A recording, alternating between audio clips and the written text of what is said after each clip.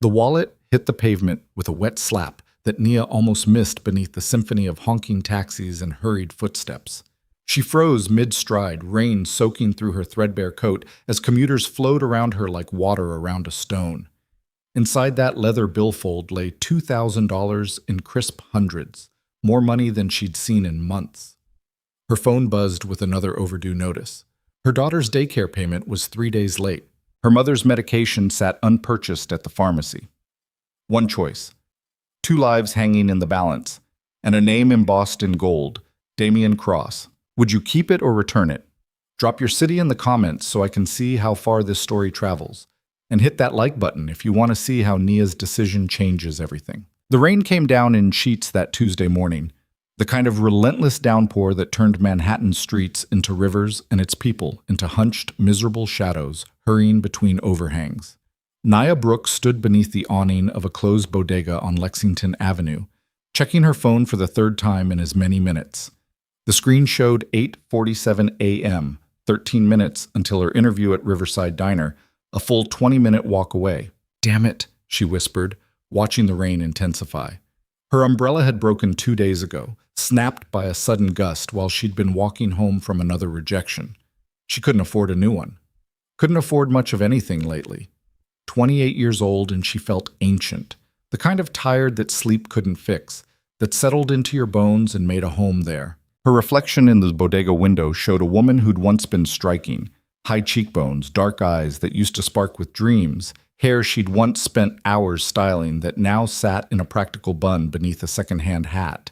The navy coat she wore had been her mother's, taken in at the waist, the hem fraying where it brushed her knees. Nia took a breath and stepped into the rain. The cold hit immediately, soaking through the wool within seconds. She walked fast, head down, dodging puddles that had swallowed entire sections of sidewalk. Her resume sat in a plastic folder tucked inside her coat, protected against her chest like a fragile thing. Which it was, really. A fragile collection of half-truths and optimistic phrasing designed to hide the gaps, the years she'd spent raising Maya instead of building a career. She was thinking about Maya when she saw it. The wallet. It lay against the base of a parking meter, rain streaming over its surface, expensive leather already darkening with moisture. Nia's first instinct was to keep walking. Plenty of people lost things in New York, and plenty more made their living finding them. But something made her stop. Maybe it was the way the light caught the gold embossing. Maybe it was the small voice in her head that sounded suspiciously like her mother. "You were raised better than to walk past someone's troubles." She picked it up. The leather was butter soft, the kind that probably cost more than her monthly rent. Water beaded on its surface, but hadn't penetrated. Quality craftsmanship. Nia glanced around, half expecting someone to come running back for it, but the sidewalk was a blur of anonymous faces and nobody slowed. Her fingers found the clasp and opened it before her conscience could argue. Inside, a driver's license tucked into a clear window. The photo showed a man in his mid-30s with sharp features, dark hair touched with gray at the temples, and eyes that looked like they could calculate the exact value of your soul. Damien Cross. The address listed was on the Upper East Side, naturally. Behind the license, a neat stack of credit cards with names that made Nia's stomach drop. American Express Black, exclusive bank cards she'd only ever seen in movies. Then she found the cash. $200 bills, crisp and sequential, arranged with military precision. $2,000. Nia's hand trembled slightly as she fanned them out, making sure she'd counted right. $2,000. Her daughter's daycare was $350 a week. Her mother's heart medication was $230 a month. Their rent, a studio in Washington Heights she shared with Maya and her mother, was $1,500, due in 6 days. "Jesus," she breathed, the word vanishing into the rain's white noise. She could take it. Standing there on a Manhattan sidewalk with water streaming down her face, Nia understood exactly how easy it would be. Pull out the cash, drop the wallet in the nearest trash can, show up to her interview dry and on time with enough money in her pocket to breathe for the first time in months. Who would know? Damien Cross clearly had enough money that $2,000 was pocket change. You didn't carry that kind of cash unless losing it wouldn't even register as an inconvenience. Her phone buzzed. Text from her mother. "Baby, did you remember to pick up my prescription? Running low." Nia closed her eyes. The prescription she couldn't afford. The prescription that kept her mother's heart beating steady. That meant the difference between stability and emergency room visits they definitely couldn't pay for. She looked at the money again. Looked at Damien Cross's face on the driver's license, those calculating eyes staring at nothing. Then she closed the wallet and tucked it inside her coat. The Riverside Diner interview would have to wait.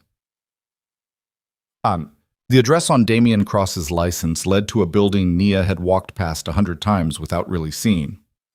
It occupied an entire block in Midtown, all glass and steel rising into low clouds, the kind of architecture designed to make you feel small. The lobby entrance had a gold-trimmed revolving door that probably cost more than her entire year's salary, back when she'd had a salary. Nia stood across the street, rain pouring down, second-guessing everything. She could still walk away. Could still take the money and disappear into the city's 8 million anonymous faces. $2,000. Medical bills paid. Rent covered. Maybe even enough left over to fix the leak in their bathroom ceiling that she'd been catching in a bucket for 3 weeks. But Maya's face floated up in her mind, 4 years old with her father's smile and Nia's stubborn chin, already asking why they couldn't have things like her daycare friends. What would Nia tell her daughter about integrity? About doing the right thing even when it hurt? "Screw it," Nia muttered, and crossed the street. The lobby hit her like a physical wall of warmth and money. Marble floors polished to a mirror shine. Modern art she didn't understand but knew cost fortunes. A ceiling that soared up at least 3 stories with chandeliers that looked like frozen waterfalls. Her wet shoes squeaked against the floor as she approached the reception desk. A massive curved thing, manned by 2 women in identical black suits who looked like they'd been assembled in the same factory that produced robots. The nearest one glanced up, and Nia watched her expression shift through a rapid sequence. Surprise, assessment, dismissal. All in under 2 seconds. "Can I help you?" The words were polite. The tone was not. "I need to see Damien Cross," Nia said, pulling the wallet from her coat. "I found this and we'll take that." The receptionist reached across the desk with manicured fingers. "Mr. Cross is extremely busy. We'll make sure he receives it." "I'd prefer to give it to him personally." Nia pulled the wallet back slightly. "There's cash inside. I want to make sure. I assure you our security protocols are quite thorough." The woman's smile didn't reach her eyes. "We'll inventory the contents and contact Mr. Cross immediately." The second receptionist had leaned in now, both of them watching Nia with matching expressions of professional condescension. She could read their thoughts clearly. This woman, with her wet coat and worn shoes, probably thinking about pocketing some of that cash. Better get it away from her quickly. Something hot and familiar sparked in Nia's chest. She'd felt it before. Every job interview where they'd looked at her resume and seen the gaps. Every apartment viewing where landlords suddenly remembered the unit was already rented. Every damn time someone looked at her and saw not a person but a problem to be managed. "How about this?" Nia said, her voice steady and cold. "You call Mr. Cross and tell him Nia Brooks is in the lobby with his wallet. Tell him every single dollar that was inside is still inside. And tell him if he wants it back, he can come get it himself or send someone he actually trusts. Because I'm not leaving this with people who've already decided I'm here to steal from him." The lobby went quiet. A security guard near the elevators had straightened, hand drifting toward his radio. The first receptionist's face had flushed. "Ma'am, I'm going to have to ask you to—" "It's fine, Michelle." A new voice, male, coming from behind the desk. A man in his 50s with salt and pepper hair and a suit that fit like it had been painted on, stepped around the counter. His eyes moved from the receptionist to Nia, sharp and assessing. "Ms. Brooks, is it? I'm Robert Chen, Mr. Cross's head of security. May I see the wallet, please?" Nia handed it over, watching as he opened it with practiced efficiency. He checked the ID, counted the cash without removing it, examined the credit cards. His eyebrows rose fractionally. "Everything's still here," Nia said. "I found it on Lexington about 20 minutes ago. I just want to make sure Mr. Cross gets it back safely." Robert looked at her for a long moment, something calculating happening behind his eyes. Then he nodded once. "Wait here, please." He disappeared through a door marked private. Nia stood in the lobby, dripping onto marble, acutely aware of the receptionist's stares and the security guard's attention. Her phone buzzed, the Riverside Diner probably wondering where she was. She silenced it without looking. 5 minutes passed. then 10. Nia was about to give up and leave when Robert reappeared. 32nd floor, he said, gesturing toward the elevators. Mr. Cross will see you now. The elevator was the kind that didn't feel like it was moving, all smooth acceleration and soft lighting. Nia watched the numbers climb, 10, 15, 20, her reflection multiplying in the polished steel walls. She looked exactly like what she was, a woman who'd walked through rain to return something that wasn't hers, now standing in an elevator she had no business being in. The doors opened on 32. Where the lobby had been all modern minimalism, this floor was different, warmer. Wood-paneled walls, actual art. Paintings Nia recognized from her community college art history class. Soft lighting that suggested sunset, even though it was barely past 9 in the morning. A woman in her 40s with kind eyes and graying hair stood waiting. Miss Brooks? I'm Patricia, Mr. Cross's executive assistant. Right this way, please. She led Nia down a hallway where the carpet was so thick it swallowed sound, past offices with glass walls where people in expensive suits talked on phones and gestured at screens. At the end of the hall, double doors stood open to a corner office that could have fit Nia's entire apartment inside it twice. Mr. Cross, Patricia said softly. Ms. Brooks is here. The man behind the desk didn't look up immediately. He was reading something on his computer, one hand moving a mouse, the other holding a phone to his ear. No, tell them that's not acceptable. We agreed on the Beijing timeline, and I won't... He paused, finally glancing up. Damien Cross in person was different than his driver's license photo. Older, or maybe just more tired. The gray in his hair was more pronounced, and there were lines around his eyes that suggested he smiled more than the severe photograph indicated, or used to anyway. He wore a white shirt with the sleeves rolled up, no tie, and when his gaze landed on Nia, it was like being pinned by a spotlight. I'll call you back, he said into the phone, and disconnected without waiting for a response. He stood, 6 feet tall, maybe a little over, with the kind of posture that came from private schools and old money. The kind of man who'd never had to think about whether he could afford lunch. Miss Brooks? His voice was smooth, educated, with just a hint of something Nia couldn't place. Amusement, maybe? Or curiosity.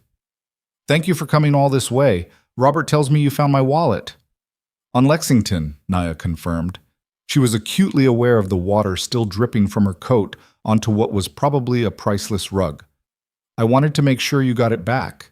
Did you? It wasn't quite a question. Damien moved around the desk, and Nia noticed he walked with a slight limp, favoring his left leg. Most people would have just taken the cash and dumped the rest. I'm not most people. Clearly. He stopped a few feet away, studying her with an intensity that made Nia want to squirm. Robert counted. $2,000, all there. Credit cards untouched. Even my gym membership card, which I honestly forgot was in there. Everything's there, Nia said. I didn't take anything. Oh, why not? The question caught her off guard. Excuse me? Why didn't you take the money? Damien tilted his head slightly. You clearly need it. Your coat is about 3 winters past retirement. Your shoes have been resold at least twice, and you're standing in my office at 9 in the morning instead of at whatever job you're supposed to be at. So why bring it back? Heat flushed Nia's cheeks, embarrassment mixing with anger. Because it's not mine. That's the legal answer. I'm asking about the practical one. He gestured toward the chairs in front of his desk. Please sit. You're making me nervous standing there like you might bolt.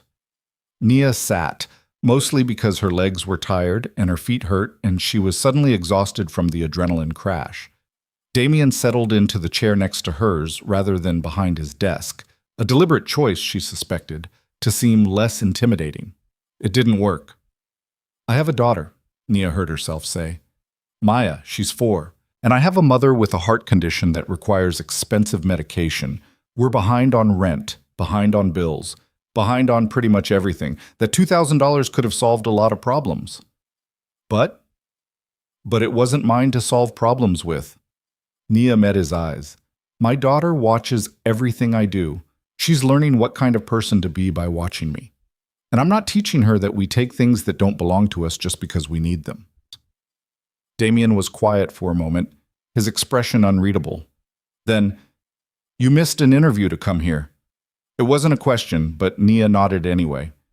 Riverside Diner, waitress position. They were going to call me back for a second interview, but I doubt they will now.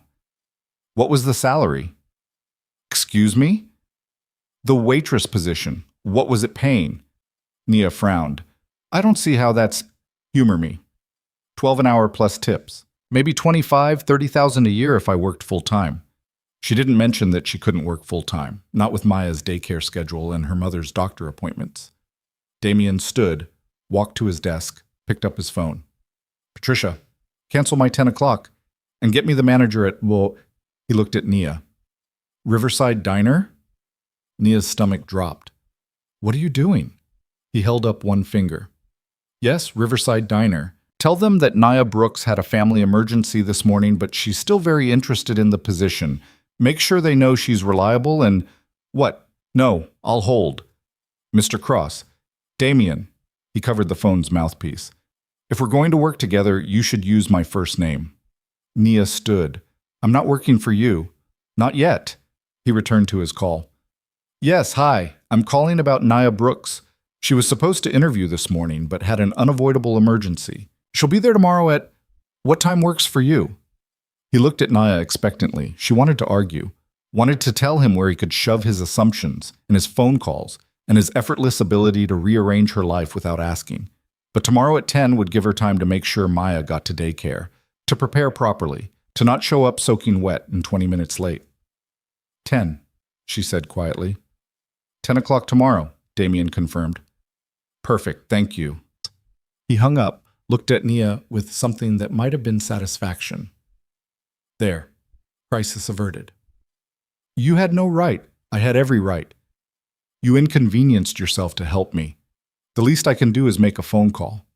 He leaned against his desk, arms crossed. Now, tell me about yourself. The real version, not the resume version. Why? Because I'm curious. Because you just turned down $2,000 for a principal. And that's either admirably stupid or stupidly admirable, and I haven't decided which yet. He smiled, and it transformed his face entirely, made him look younger, more human, less like a corporate robot. Consider it the price of the wallet return. 10 minutes of conversation. Nia should have left, should have thanked him for the phone call and walked straight back out into the rain and never thought about Damien Cross again. But something in his expression stopped her. Genuine interest, maybe, or loneliness, or just the novelty of someone treating her like she was worth listening to. So she talked. She told him about growing up in Atlanta with a mother who'd worked 2 jobs to keep them fed, about earning a full scholarship to Columbia for photography, a dream she'd nurtured since she was 12 and her aunt had given her a beaten-up Nikon, about meeting Marcus her sophomore year, falling hard and fast for a charming economics major who'd promised her the world, about getting pregnant at 22, about Marcus's family paying her $50,000 to go away quietly, to not ruin their son's future with a baby neither of them had planned. About taking the money because her mother needed surgery and her scholarship didn't cover enough, and she was terrified and young and stupid. About dropping out a semester before graduation to have Maya. About Marcus never calling, never visiting, never acknowledging he had a daughter. About 6 years of working whatever job she could piece together around childcare. Retail, data entry, phone surveys, anything that would pay without requiring a degree. About her mother moving to New York to help with Maya, to be family, until the heart condition got worse, and suddenly Nia was supporting 3 people on poverty wages. About the photography career that had dried up and blown away like dust because cameras required money and time and energy she no longer had. She told him everything, and when she finished, Damien was watching her with an expression she couldn't read. You got screwed, he said finally. Nia laughed short and sharp. That's one way to put it. Marcus's family, they paid you off to protect their son's reputation. Let me guess, they made you sign something? An NDA. I can't talk about the money or the circumstances. Not that I would. I don't want anything from Marcus. I haven't in years. Still, Damien stood, walked to the window that overlooked Manhattan's concrete and glass sprawl. You sacrificed your education and your dreams for your daughter. That's not nothing. It's not exactly resume material either. Depends on the resume. He turned back to face her. What if I told you I had a position available, executive assistant? 90,000 a year, plus health insurance and a benefits package that includes childcare subsidies. Nia's heart stuttered. What? You're smart. You're honest to a fault, apparently. You can handle yourself in difficult situations. You stood up to my receptionist downstairs, which, frankly, not many people would do. He smiled slightly. And I need someone I can trust. Someone who won't sell me out the moment a better offer comes along. You don't know me. We've been talking for 20 minutes. I know you turned down $2,000 because it wasn't yours. I know you missed a job interview to make sure I got my wallet back. And I know that most of the people I've hired in the past decade wouldn't have done either of those things. He pulled a business card from his desk, scribbled something on the back. Think about it. You can start Monday if you want, or you can go work at the Riverside Diner for $12 an hour. Your choice. He held out the card. Nia took it automatically, her brain still trying to catch up. $90,000, health insurance, childcare subsidies. It was insane. It was too good to be true. It was everything she needed and more, offered by a stranger who had no reason to trust her beyond a returned wallet. Why? She asked. Why would you offer me this? Damien's expression shifted into something harder, more guarded. Because 5 months ago, my fiancé and my head of finance stole $4 million from my charitable foundation and disappeared. They'd been working together for over a year, planning it, executing it, covering their tracks. People I trusted completely, people I would have bet my life on. Jesus. So I've become what you might call paranoid about loyalty. And when someone shows me genuine integrity, the kind that costs them something, I pay attention. He gestured to the card in her hand. That's my private number. Call me when you've decided. Nia looked at the card, at the numbers written in neat, precise handwriting. Looked at Damien Cross, this stranger offering her salvation wrapped in a business suit. This feels like a trap, she said honestly. It's not. He met her eyes. It's a job. A real job. With real work and real expectations. I'm not some fairy godfather making your dreams come true. I need an assistant who can handle confidential information, manage my schedule, interface with clients and partners, and not sell me out when things get difficult. You'd be working 60-hour weeks sometimes. You'd be dealing with people who will look down on you because you don't have a degree or the right connections. And you'd be putting up with me, which I'm told isn't always easy. But $90,000. But $90,000, he agreed, plus benefits, plus the satisfaction of knowing you earned it honestly. Nia stood, tucking the card into her coat pocket. Her head was spinning, possibility and suspicion warring for dominance. I need to think about it. Fair enough. Damien walked her to the door, limping slightly. Patricia will validate your parking if you drove. I took the subway. Then she'll reimburse you for your MetroCard fare. And Nia? He waited until she looked at him. Thank you for returning the wallet. Not many people would have. Like I said, I'm not most people. She left before he could respond, before she could talk herself into anything stupid. Patricia indeed offered to reimburse her subway fare, $3, and Nia took it because $3 was $3, and pride didn't pay bills. The elevator ride down felt surreal.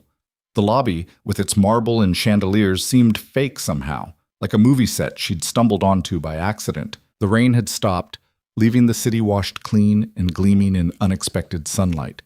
Nia walked to the subway in a daze, Damien's card burning a hole in her pocket like a live coal. $90,000. It was a trap. Had to be. Men like Damien Cross didn't just hand out six-figure jobs to single mothers with no degree and no connections. There would be strings. There were always strings. Strings that looked like opportunities until they tightened around your throat. But what if it wasn't? What if this was real? What if this was her chance? Her phone rang. Her mother. Baby, where are you? I thought you had that interview.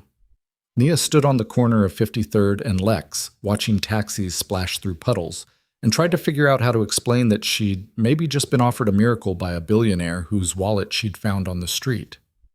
Mom, she said, I need to tell you something, and you're going to think I'm crazy. Try me, baby. So Nia told her everything, the wallet, the cash, Damien Cross and his glass tower, and his paranoid offer. She told her about the $90,000 and the health insurance and the childcare subsidies that could change their lives. Her mother was quiet for a long time. "What do you think I should do?" Nia asked. "I think," her mother said slowly, "that you already know what you're going to do. You just want me to tell you it's okay to want it. Is it? Baby, you've been killing yourself for 6 years trying to take care of me and Maya on jobs that treat you like you're disposable. If this man is offering you a chance to do better, to be better, to give our girl the stability she deserves, then yes, it's okay to want it. It's okay to take it. But what if it's too good to be true? Then you'll deal with it, same way you've dealt with everything else." Her mother's voice softened. "Nia, listen to me. You're one of the strongest, smartest, most capable people I know. You dropped out of Columbia and somehow raised a beautiful child while taking care of your sick mother. You've never asked for handouts. You've never taken the easy way. So if a man wants to pay you what you're actually worth for once, let him." Nia closed her eyes, letting the words sink in. "I'm scared, Mama." "I know, baby, but you're also brave. Now get on home. Maya misses you and we need to celebrate." "Celebrate what? I haven't even decided yet." Her mother laughed. "Yes, you have. You decided the moment he made the offer. Everything else is just you working up the courage to admit it." She hung up before Nia could argue. Nia stood there for another moment, sun warming her face, the city moving around her in its endless, indifferent flow. Then she pulled out Damien's card and dialed the number on the back. He answered on the second ring. That was fast. "I have conditions," Nia said. "I'm listening." "I need Mondays off to take my mother to her cardiology appointments. I need flexibility for daycare pickup emergencies. And I need you to understand that if you're lying to me, if this is some kind of game or test or rich person experiment, I will walk out and you'll never see me again." Done. Done. And noted. "Then I accept. When do I start?" "Monday, 9 a.m. Patricia will email you the onboarding paperwork tonight." She could hear the smile in his voice. "Welcome aboard, Miss Brooks." "Naya," she corrected. "If we're going to work together, you should use my first name." Damien laughed. A real laugh, warm and surprised. "Touché. I'll see you Monday, Nia." The call ended. Nia slipped the phone back into her pocket and started walking toward the subway, her steps lighter than they'd been in months. She had no idea if she'd just made the best decision of her life or the worst. But for the first time in 6 years, she felt something that had been dormant so long she'd almost forgotten its name. Hope. The weekend passed in a blur of preparation and second-guessing. Nia borrowed money from her mother to buy a proper work outfit. Nothing fancy, just black pants and a white blouse from Target, but new and unwrinkled and professional. She practiced her handshake in the mirror. She researched Damien Cross until her eyes crossed from staring at screens. What she found was impressive and slightly terrifying. Damien had inherited Cross Industries from his father at 26 after a car accident that killed both his parents and left him with the limp she'd noticed. He'd tripled the company's value in a decade, expanded into green energy and sustainable technology, earned a reputation as both brilliant and ruthless. He'd started the Cross Foundation 5 years ago after his wife died of cancer, a charitable organization focused on medical research and patient support, the same foundation his fiancée and CFO had stolen from. The articles about the theft were brutal. $4 million siphoned off over 18 months through fake vendors and creative accounting. The fiancée, a woman named Jessica Hartwell, blonde and beautiful in her photos, had disappeared 2 days before the wedding. The CFO, Marcus Sterling, no relation to Nia's Marcus, thank God, had vanished the same day. No arrests, no recovery of funds, just a very public humiliation for a very private man. No wonder he'd set up a test with the wallet. Except, and this was the part that kept Nia awake Sunday night, what if it hadn't been a test? What if he'd actually lost it, and she was reading conspiracy into simple coincidence? Monday morning arrived too quickly. Nia dropped Maya at daycare, fielded a dozen questions about her new job that she couldn't quite answer, and rode the subway to Midtown with her stomach in knots. She arrived at Cross Industries at 8:45, giving herself 15 minutes to settle in. Patricia met her in the lobby with a warm smile and a visitor badge. "Welcome, how are you feeling?" Terrified, Nia admitted. "Good. That means you're taking it seriously. Patricia led her to the elevators. Damien's bark is worse than his bite, usually. Just be honest with him. Don't try to manage him, and you'll do fine. The 32nd floor looked different on a Monday morning, alive with movement, people rushing between offices, phones ringing, the hum of commerce and ambition. Patricia's desk sat outside Damien's office, a command center with multiple monitors and a headset that made her look like an air traffic controller. "This will be your space," Patricia said, gesturing to a smaller desk positioned at an angle to hers. "Damien wants you shadowing me for the first week to learn his schedule and preferences. After that, you'll start taking on your own tasks." "What kind of tasks?" "Email management, calendar coordination, research, client interface, occasional personal errands." Patricia logged into the computer at Nia's new desk. "He's particular but not unreasonable. Learn his coffee order, keep his calendar color-coded, and never ever schedule meetings during his gym time from 6 to 7 a.m. He works out at 6 in the morning? Every day. It's when he thinks, apparently." Patricia handed Nia a thick binder. "This is the Bible. Everything you need to know about how Damien operates. Memorize it." Nia opened the binder. The table of contents alone was 5 pages. "Don't panic," Patricia said. "You'll learn as you go. And Nia? He's a good man.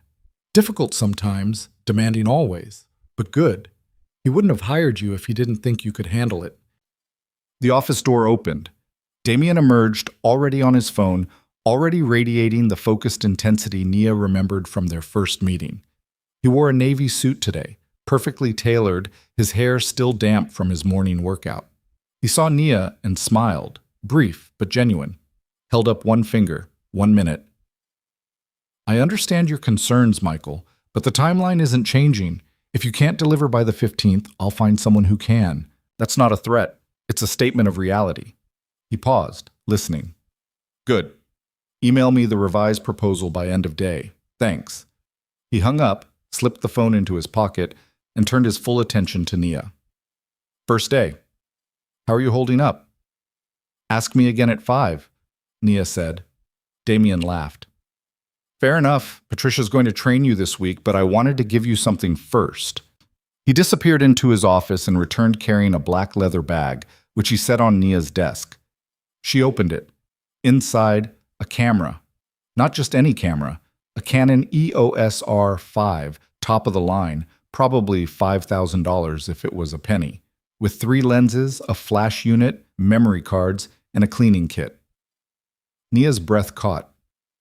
"I did some research," Damien said quietly. "Found your portfolio from Colombia. You were good, Nia. Really good. Award-winning good. That was 6 years ago." "So? Talent doesn't expire." He tapped the camera bag. "I need someone to photograph our foundation events. The galas, the research facility openings, the patient stories. We've been hiring freelancers, but I'd rather have someone in-house. Someone who understands what we're trying to accomplish. I haven't touched a real camera in years." "Then consider this practice. You're not required to use it, but it's there if you want it." He headed back toward his office, then paused. "Oh, and Nia, thank you for taking a chance on this. On me." He disappeared before she could respond. Nia stared at the camera bag, her hands trembling slightly. She lifted out the camera body, felt its perfect weight in her hands, the familiar grip that fit like it had been molded to her palm. Through the lens, the world sharpened into focus. For the first time in 6 years, Nia Brooks allowed herself to believe that maybe, just maybe, she was allowed to want something more than survival. Maybe she was allowed to want her dreams back. The first week moved like a fever dream, too fast and too slow simultaneously, every moment packed with information Nia's brain struggled to absorb.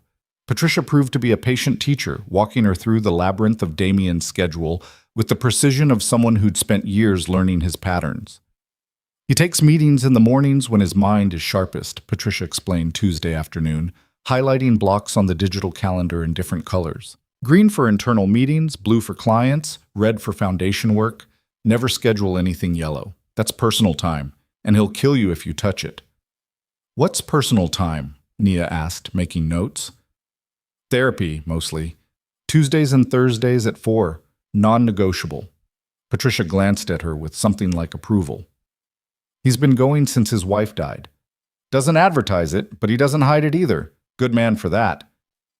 Nia filed the information away, adding it to the growing catalog of details that made Damien Cross less of a billionaire caricature and more of an actual human being. He drank his coffee black with exactly one sugar cube, not dissolved, but placed on the saucer so he could nibble it between sips.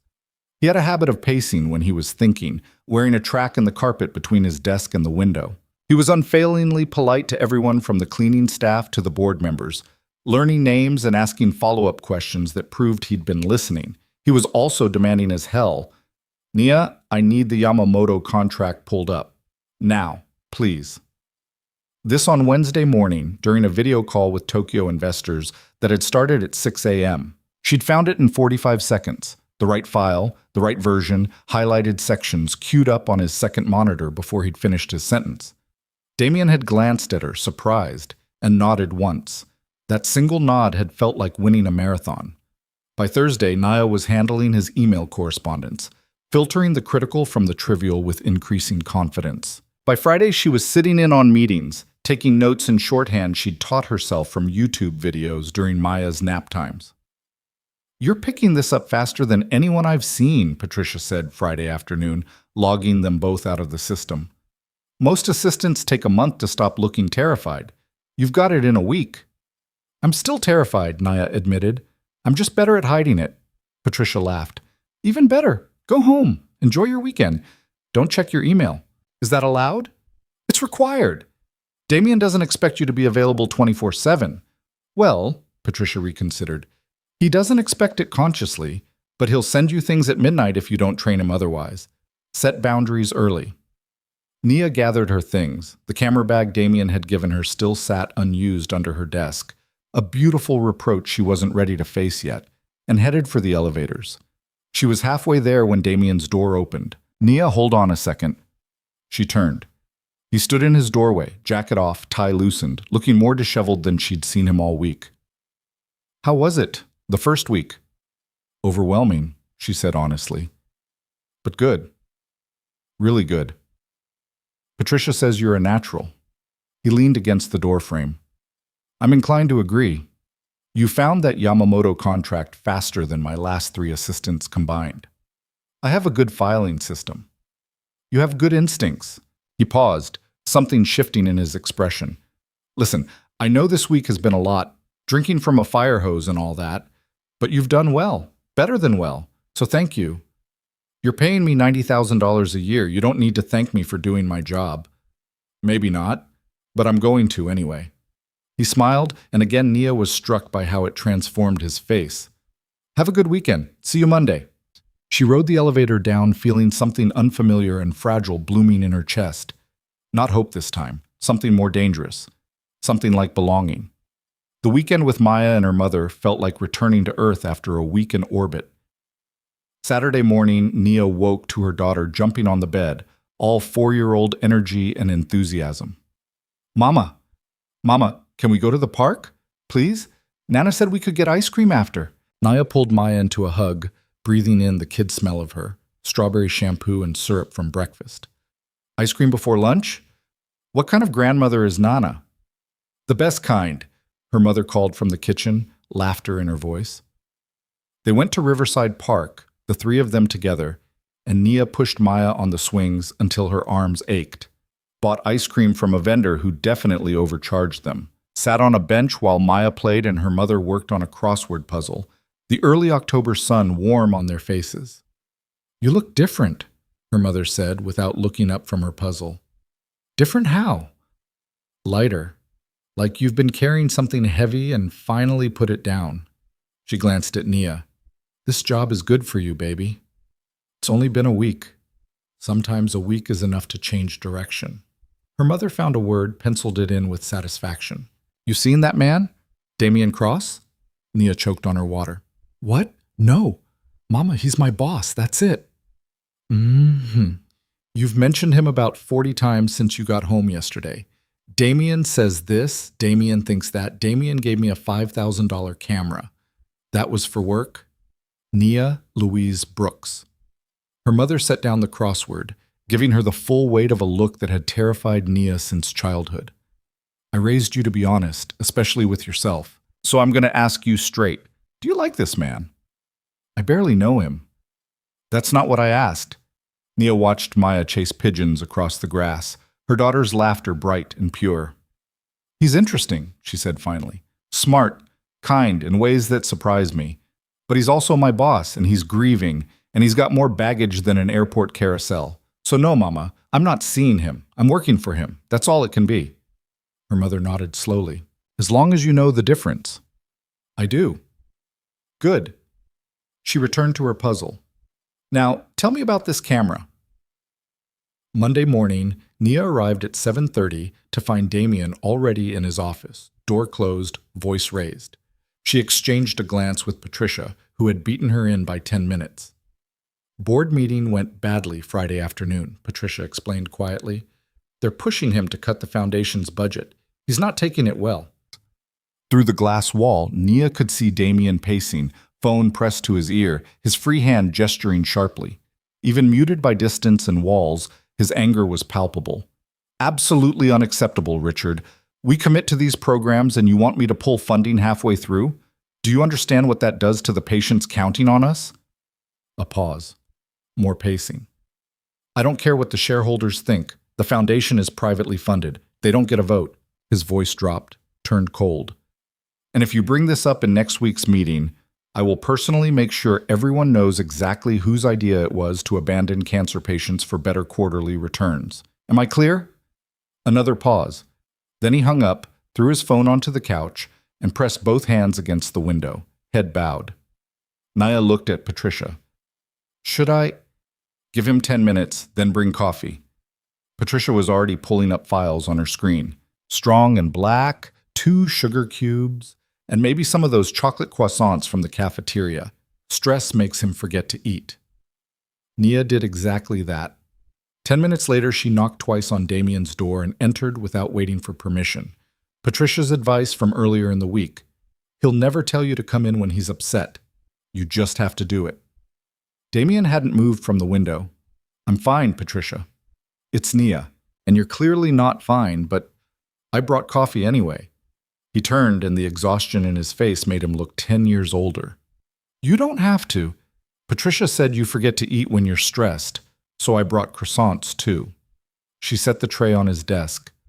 And before you tell me you're not hungry, I'm just going to say that I have a 4-year-old who uses the same argument, and it doesn't work on her either. A ghost of a smile. Comparing me to a 4-year-old? If the tantrum fits. Damien laughed, surprised and genuine. He moved to the desk, picked up the coffee, took a sip. You've been here a week, and you're already managing me. Someone has to. You clearly don't do it yourself. Nia hesitated, then decided to risk it. What happened? With the board? They want to cut the foundation budget by 40%. Redirect the money into shareholder dividends. He bit into a croissant without seeming to taste it. The foundation is the only good thing I've built that my father didn't start. It's the only piece of Elizabeth that still exists in this world. And they want to gut it for profit margins. Elizabeth, his wife, the one who died of cancer, the reason the foundation existed in the first place. Can they do that? Nia asked. Force you to cut funding? Not legally. The foundation is a separate entity, privately endowed, but they can make my life hell. They can poison relationships with partners, leak stories to the press, turn shareholders against me. He set down the croissant. Sorry, you don't need to hear this. Actually, I think I do. If I'm going to work for you, I need to understand what we're fighting for. Damien looked at her for a long moment. We? You hired me for loyalty, remember? Can't be loyal if I don't know what I'm being loyal to. Something shifted in his expression. Walls coming down, maybe, or the decision to trust. Elizabeth was diagnosed with stage 4 pancreatic cancer 3 months after we got married. The doctors gave her 6 months. She lived 18, fighting the whole way. And in those 18 months, she made me promise that if she didn't make it, I'd do something meaningful with the money we were spending on experimental treatments. Something that would help other people facing the same nightmare. So you started this foundation. So I started the foundation, poured $20 million of my own money into research grants, patient support programs, clinical trials. We funded 3 breakthrough treatments in the last 5 years. We've helped over 5,000 families pay for care they couldn't afford. And now a bunch of 70-year-old men in suits want to shut it down because it's not generating revenue. The anger in his voice was righteous, burning clean. Nia understood it, had felt it herself every time someone in power had dismissed her as disposable. "What do you need me to do?" she asked. "I need—" Damien stopped, seemed to reconsider. "I need you to help me fight them. I need research on every board member who's pushing for cuts, their voting history, their public statements, anything we can use to counter their arguments. I need you to coordinate with our foundation directors, make sure we have data on every program they want to eliminate. And I need you to help me organize a presentation that will make it politically impossible for them to vote against us." "When's the board meeting?" "Next Monday, 9 a.m. "That's a week." "I know." He met her eyes. "I wouldn't ask if it wasn't important. This will mean late nights, weekend work. Patricia can help, but she's got family obligations. I need someone who can go all in." Nia thought about Maya, about the weekend plans she'd half made, thought about her mother's heart medication and the rent check that had cleared without bouncing for the first time in 6 months. Thought about 5,000 families who needed the foundation to keep existing. "I'm in," she said. "Tell me where to start." The relief on Damien's face was immediate. "Thank you. Seriously, Nia, thank you." "Don't thank me yet. Ask me again after we've won." They worked like soldiers preparing for battle. Nia spent Monday afternoon compiling profiles on all 12 board members, their backgrounds, their business interests, their public charitable donations. She found patterns. 3 of them sat on boards for pharmaceutical companies that competed with the research the foundation funded. 2 had publicly opposed excessive charity spending in other contexts. 1 had sued a different foundation for mismanagement and won. Tuesday, she coordinated with the foundation's program directors, collecting success stories and outcome data. A mother whose daughter had survived leukemia thanks to a trial the foundation sponsored. A veteran who'd received experimental immunotherapy for melanoma and was now 5 years cancer-free. Numbers and faces, statistics and stories, ammunition for the war they were preparing to wage. Wednesday, Damien brought in his head of communications, a sharp woman named Angela, who immediately understood the assignment. "We're not just defending a budget," Angela said, spreading photos across the conference table. "We're defending hope. These are the faces of hope. These board members want to take that away. We make damn sure everyone knows it." "We can't be that explicit," Damien cautioned. "Corporate governance rules? Screw corporate governance rules. You own 51% of this company. They can't fire you. So let's use that." Angela pointed to a photo of a 7-year-old girl holding a certificate of remission. "This is Emma. The foundation funded her clinical trial. She's been cancer-free for 3 years. Her mother is a journalist at the Times. Want to bet she'd be interested in a story about a board trying to defund the program that saved her daughter?" Damien smiled, sharp and dangerous. "I like the way you think, Bati." By Thursday, they had a presentation. 40 slides of data, testimonials, and strategic positioning. Nia had worked until midnight 3 nights running, surviving on coffee and takeout and the steady rhythm of purpose. Her mother had been understanding, taking over Maya's bedtime routine without complaint. Patricia had helped where she could, but most of the heavy lifting fell to Nia. She didn't mind. For the first time in years, she felt useful, not just employed, but necessary. Friday afternoon, Damien called her into his office for a run-through. "Be brutal," he said, pulling up the presentation on his monitor. "Tell me where it's weak." Nia watched him present, making notes. He was good, commanding without being aggressive, passionate without being emotional. But something was missing. "It's too polished," she said when he finished. "Excuse me?" "You're presenting like a CEO defending a business decision. They expect that. They can counter that." Nia stood, moving to the monitor. "But this isn't a business decision. It's a moral one. You need to make them feel it, not just understand it." "How?" She pulled up the slide with Emma's photo. "Start here. Start with her face. Start with the story of a 7-year-old girl who should be dead but isn't because your wife made you promise to help people. Don't bury the emotion under data. Lead with it. Make them see what they're really voting on." Damien studied the slide, then looked at Nia with something like wonder. "You're right. That's exactly right." "I know." She smiled. I'm annoyingly right sometimes. Ask my mother. He spent the next hour reworking the presentation, leading with story instead of statistics. Nia watched him transform dry data into narrative, fact into feeling. This was what he was good at, she realized, taking complex ideas and making them human. He'd just forgotten how. Run it again, she said when he finished the revisions. He did. This time it landed. This time it sang. Better? Damien asked. Perfect. Nia closed her laptop. They're going to vote your way. I'd bet money on it. Don't jinx it. Not jinxing, just confident. She gathered her things. Now go home. Get some rest. You've got a war to win Monday. Damien caught her hand as she reached the door. Just a brief touch, gone before she could process it. I couldn't have done this without you. You know that, right? You could have. You just would have done it angrier and with worse slides. He laughed. Probably true, still. Thank you, Nia, for everything. She left before the moment could stretch into something complicated. The weekend passed in a blur of nervous energy. Nia tried to relax, to focus on Maya and her mother, but her mind kept circling back to the presentation, imagining scenarios, preparing for failures. Saturday night, she dreamed about board members with shark teeth, ripping apart photos of children while Damien stood silent. She woke Sunday morning to a text from him. Stop worrying. We've got this. How did he know she was worrying? You're not worried, she texted back. Terrified. But I trust the work. And I trust you. 4 words that shouldn't have mattered as much as they did. Monday arrived with ominous gray skies and the threat of rain. Nia wore her best outfit, the black pants and white blouse, plus a blazer she'd borrowed from her mother. War paint, her mother had called it. Armor against judgment. The board meeting was scheduled for 9.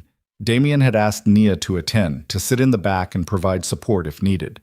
She arrived at 8:30 to find him already in the conference room, reviewing notes, his nervous energy palpable. You look ready, she said. I look terrified. Same thing, in your case. Board members began arriving at 8:45. Men in expensive suits, one woman in a power dress that probably cost more than Nia's monthly salary. They ignored her completely, which was fine. She wasn't there to be seen. Richard Thornton arrived last, 60-something, silver hair, the kind of face that advertised expensive dentistry and minimal empathy. He shook Damien's hand with a politician's smile. Let's keep this civil, shall we? Let's keep it honest, Damien countered. They took their seats. Nia sat against the back wall, laptop open, ready to pull data if needed. The meeting began with routine business, minutes from the last session, quarterly reports, dividend discussions. Nia watched the board members' faces, reading the room. Most looked bored. A few looked hostile. None looked sympathetic. Then Damien stood. Before we move to new business, I'd like to address the foundation budget proposal some of you have been circulating. Richard leaned back in his chair. I think we all know where you stand on this, Damien. I don't think you do, so I'm going to show you. He pulled up the presentation, and Emma's face filled the screen, 7 years old, bald from chemotherapy, smiling like she'd already won. This is Emma Reeves. 3 years ago, she was diagnosed with acute lymphoblastic leukemia. Standard treatments weren't working. Her doctors gave her 6 months. But the Cross Foundation funded a clinical trial at Memorial Sloan Kettering, experimental CAR T-cell therapy that wasn't available anywhere else. Emma was patient number 12.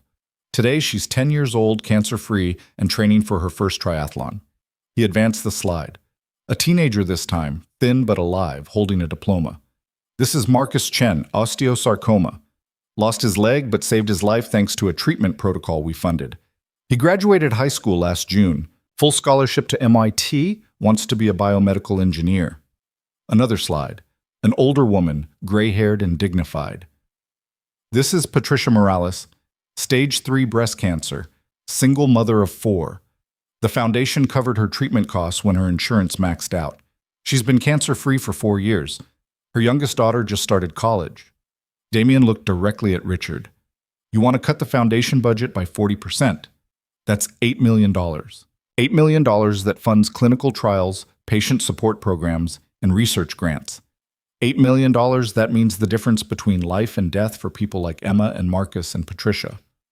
We understand the emotional appeal, Richard said smoothly. But the company has shareholders to consider. We can't operate a charity at the expense of profitability. The foundation is privately funded, Damien shot back. Shareholder money doesn't touch it. This is my money, from my family trust, allocated exactly as I choose. So let's be clear about what you're really asking. You're not asking me to be more profitable. You're asking me to break a promise I made to my dying wife because you think $8 million looks better as dividends than as hope. The room went silent. Richard recovered first. That's not fair, Damien. We're simply suggesting a reallocation of resources. To pharmaceutical companies you sit on the board of, to research institutions that compete with our grantees, to programs that would directly benefit your business interest. Nia had pulled up the data earlier. Damien had it memorized. 3 of you have direct financial ties to organizations that would profit from the foundation's budget cuts. That's not good governance, Richard. That's a conflict of interest. Richard's face flushed. You're out of line. I'm exactly on the line, and I'm prepared to make this very public if I need to. Damien advanced to a new slide, a mock-up of a Times article with Emma's face front and center.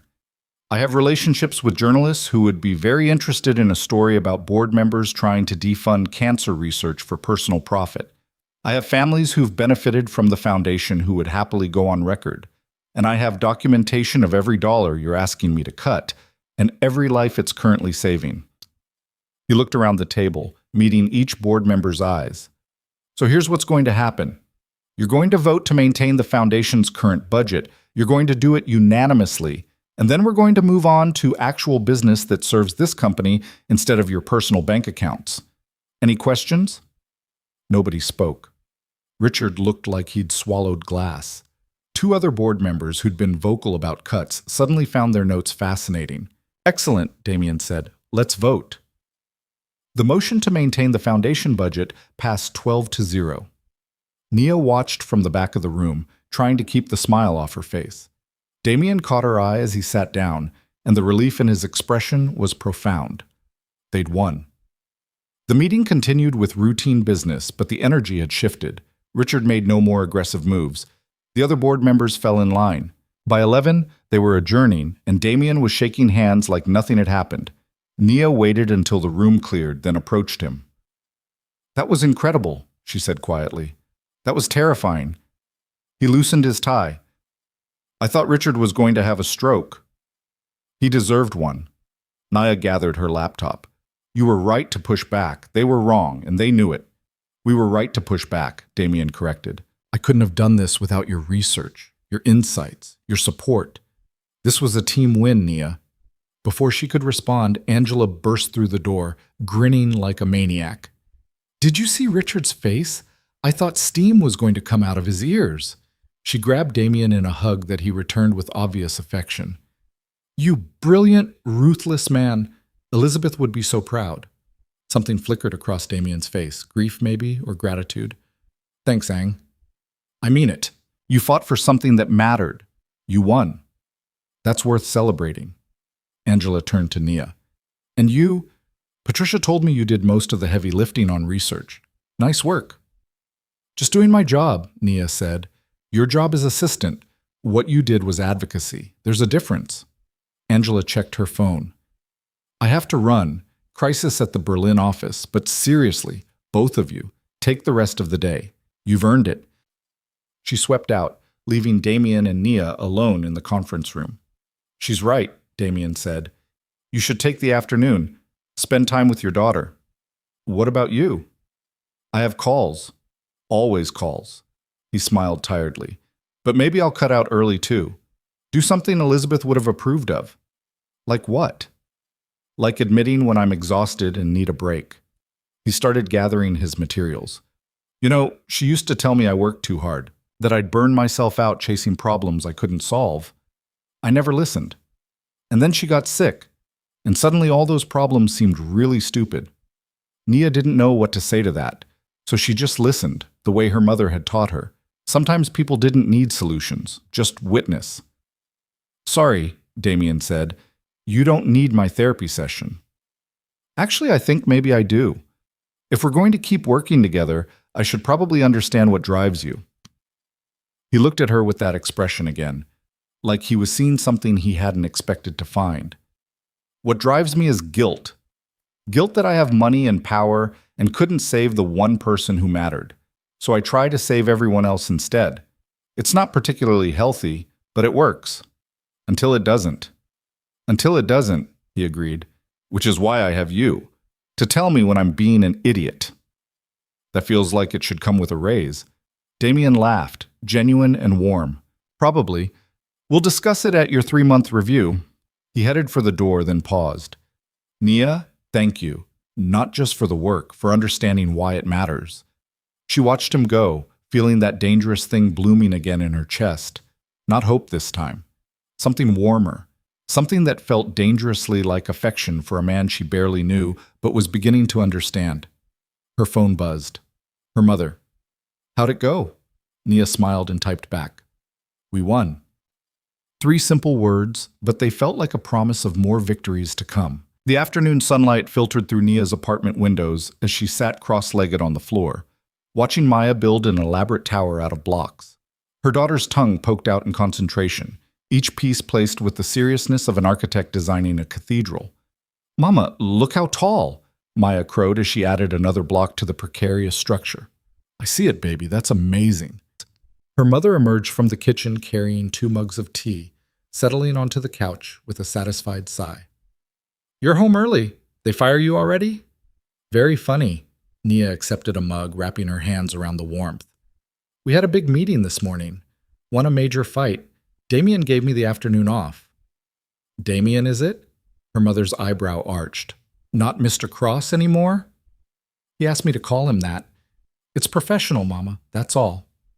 Mm-hmm. Her mother sipped her tea, eyes twinkling with mischief Nia knew too well. And this professional boss of yours just happens to give you expensive cameras and time off after big victories? He's a good employer. Baby, I'm not saying he's not. I'm just saying you light up different when you talk about him now. Like you did in college when you were passionate about something. Nia opened her mouth to argue, but Maya's tower chose that moment to collapse in a spectacular cascade of blocks. Her daughter stared at the wreckage, lower lip trembling. It's okay, sweetheart, Nia soothed, pulling Maya into her lap. You can build it again, even better this time. But I worked so hard. Maya's voice wobbled between anger and tears. I know, and it was beautiful while it lasted. But sometimes things fall down, and we have to decide if we're going to give up or try again. What do you want to do? Maya sniffled, considering. Then she wiggled out of Nia's arms and started gathering blocks. Try again, but higher this time. That's my girl. Her mother watched the exchange with soft eyes. You're good at that, knowing exactly what to say. I learned from the best. Nia smiled at her. You always knew what I needed to hear, even when I didn't want to listen. Still do, apparently. Her mother set down her tea. So let me say this, and you can choose to listen or not. That man, Damien, he sees something in you. Maybe it's just professional respect. Maybe it's something more. But whatever it is, it's waking something up in you that's been asleep for a long time. And I think that scares you. Of course it scares me. Last time I let myself trust a man, I ended up pregnant and abandoned with a payout and an NDA. Marcus was a boy playing at being a man. This Damien, he sounds different. He is different. That's the problem. Nia watched Maya stack blocks with renewed determination. He's brilliant and damaged and carrying so much grief I can feel it from across the room. And he's my boss, Mama. Getting involved would be the stupidest thing I could possibly do. Who said anything about getting involved? I'm just saying it's okay to care about people. It's okay to let yourself feel something other than survival mode. Her mother reached over, squeezed Nia's hand. You've been running on empty for so long, baby. Maybe it's time to let someone fill your tank a little. Before Nia could respond, her phone buzzed. Text from Damien. Foundation Gala is 3 weeks out. Going to need your photography skills. Fair warning, black tie, lots of rich people, mediocre champagne. You in? She stared at the message, her mother's words echoing in her head. Then she typed back, I'm in, but I'm bringing my own camera. His response came immediately. Wouldn't have it any other way. The next 3 weeks passed in a blur of preparation. The Foundation Gala was the organization's biggest fundraising event of the year. 500 guests, a silent auction, speeches from researchers and survivors. Damien was obsessive about the details, personally reviewing everything from the seating chart to the dessert menu. Elizabeth planned the first one, he told Nia one afternoon, scrolling through photos from previous galas. She had this vision of making it feel intimate despite the size. Like everyone there was part of something bigger than themselves. The photos showed a beautiful woman with warm eyes and an infectious smile, usually photographed mid-laugh, often with her hand on Damien's arm. In every image, the love between them was palpable. She was beautiful, Nia said softly. She was everything. Damien closed the photo album. Losing her felt like losing gravity, like suddenly there was nothing anchoring me to the ground. Is that why you started testing people? The wallet. He looked up sharply. How did you I'm not stupid, Damien. A man like you doesn't just lose a wallet with $2,000 cash on a random sidewalk. You left it there. You wanted to see what would happen. For a long moment, he said nothing. Then he sighed, rubbing his face with both hands. After Jessica and Marcus stole from the foundation, I became paranoid, started doubting everyone around me. Patricia suggested I talk to someone, a therapist, and she helped me realize I was trying to control the uncontrollable. So I came up with this test. Leave the wallet somewhere, see if anyone returns it, see if there was still honesty left in the world. How many people did you test before me? 14, over 4 months. You were the only one who brought it back with everything still inside. Nia felt something twist in her chest, anger mixing with pity. That's a terrible way to find trustworthy people. I know, believe me, I know. My therapist had a field day with it. He met her eyes. But then you walked into my lobby, soaking wet and furious with my receptionists, and you handed me that wallet, and I saw something I hadn't seen in months. Someone who chose to do the right thing even when it cost them something. And I thought maybe, just maybe, I'd finally found someone real. So you hired me as what? Your honesty litmus test? I hired you because you were qualified and brave and exactly what I needed. The honesty was just a bonus. He leaned back in his chair. I'm sorry I didn't tell you about the test. You deserve to know. Yes, I did. Nia crossed her arms. You manipulated a desperate person into proving their worth. That's not okay, Damien. That's not even close to okay. You're right. It's not. He looked genuinely remorseful. If you want to quit, I'll understand. I'll give you 3 months severance, excellent references, whatever you need. Nia considered it.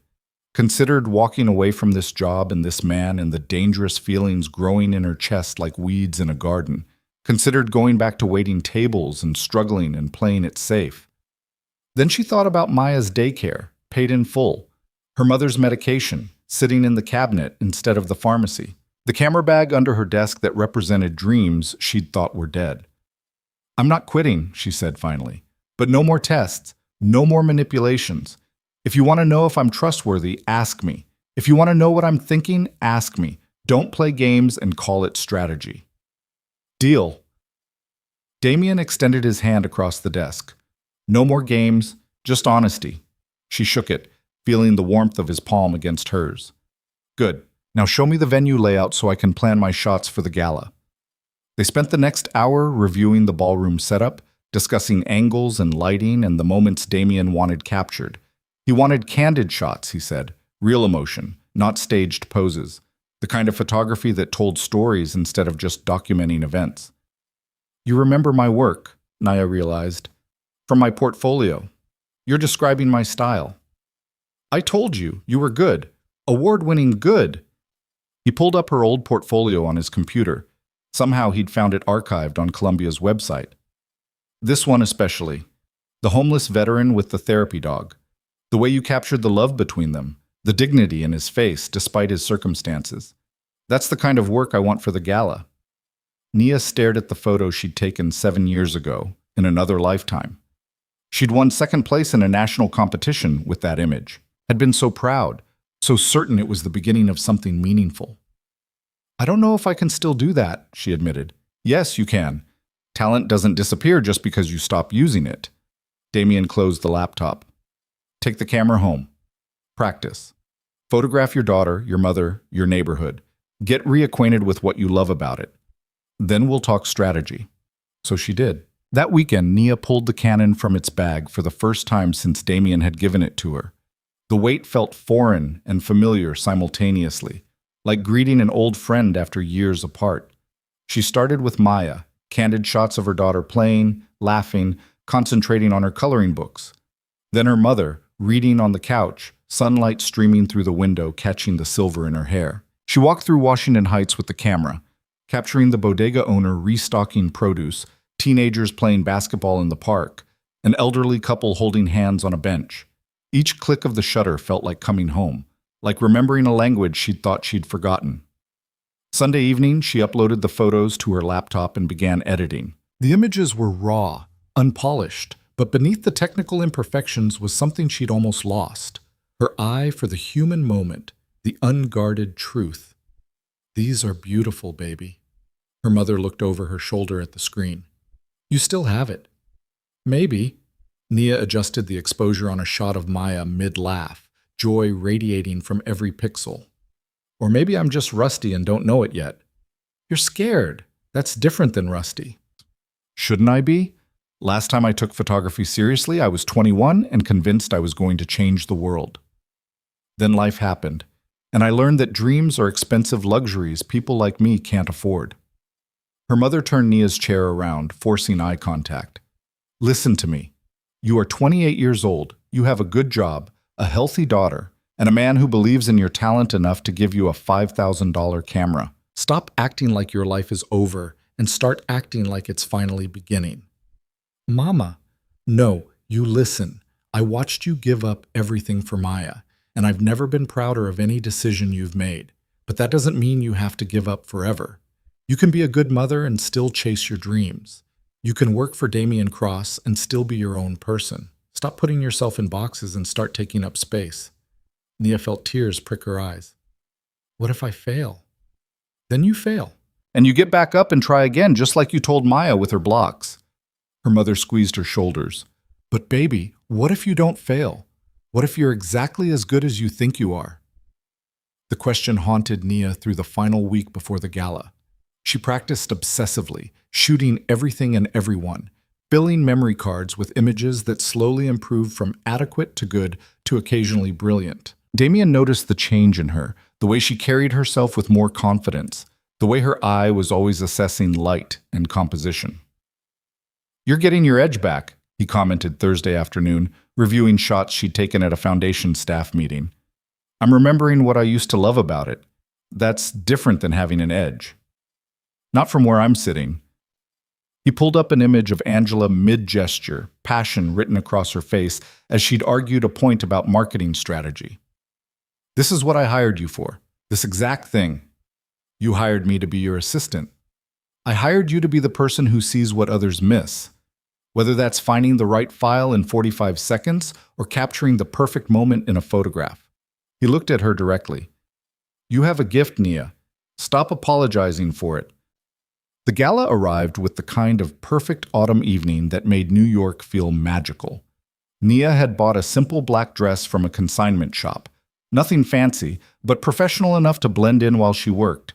She arrived at the venue 2 hours early, walking through the empty ballroom with her camera, mapping angles and testing light. The space was stunning. Crystal chandeliers cast warm light over round tables dressed in foundation blue and silver. A silent auction lined one wall featuring everything from signed memorabilia to vacation packages. The stage at the front held a podium and a massive screen for the presentation Damien had been perfecting all week. "It's beautiful," Nia breathed. "Wait until people arrive. Then it's chaos." Patricia appeared beside her, elegant in a navy gown. "You ready for this?" "As ready as I'll ever be." "Good, because Damien specifically requested you photograph everything. The arrivals, the mingling, the speeches, the dancing. He wants the real story of the night, not just the pretty moments." Guests began arriving at 6:30. Nia positioned herself near the entrance, capturing couples as they emerged from limousines and town cars. Diamonds caught the light, tuxedos sharp as knives, designer gowns in every color imaginable. She photographed handshakes and air kisses, the way people assessed each other with calculating glances, the subtle hierarchies of wealth and power playing out in body language. Then Damien arrived. He wore a classic black tuxedo that fit like it had been designed specifically for his frame, which it probably had. His hair was styled back, making him look older and more severe. But when he spotted Nia, his expression softened into something warm and genuine. "You made it," he said, as if there had been any doubt. "Wouldn't miss it. You look very James Bond." "I feel ridiculous. I hate these things."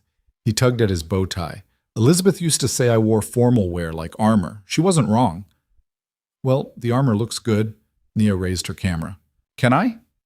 He nodded, and she captured him in 3 quick shots, formal and commanding in the first, slightly vulnerable in the second when he glanced toward the ballroom, almost smiling in the third when someone off camera called his name. "Thank you," she said, lowering the camera. "Now go be charming. I'll be invisible." "You could never be invisible." The comment caught her off guard, but before she could respond, a donor couple approached and claimed Damien's attention. Nia watched him shift into host mode, all charm and confidence, making each person feel like the most important one in the room. It was a performance, she realized, masterful but exhausting. The ballroom filled quickly. Nia moved through the crowd like a ghost, capturing moments people didn't realize were happening.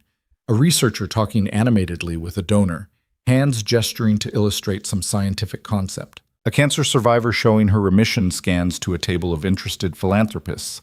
2 board members who'd opposed the foundation budget now smiling and toasting with Damien, all previous hostility buried under social necessity. She photographed children in formal wear looking bored while their parents networked. Waiters navigating through crowds with champagne trays held high. The way light reflected off wine glasses and jewelry and the polished marble floor. The small human moments within the spectacle. Then the speeches began. Damien took the stage, and the room quieted immediately.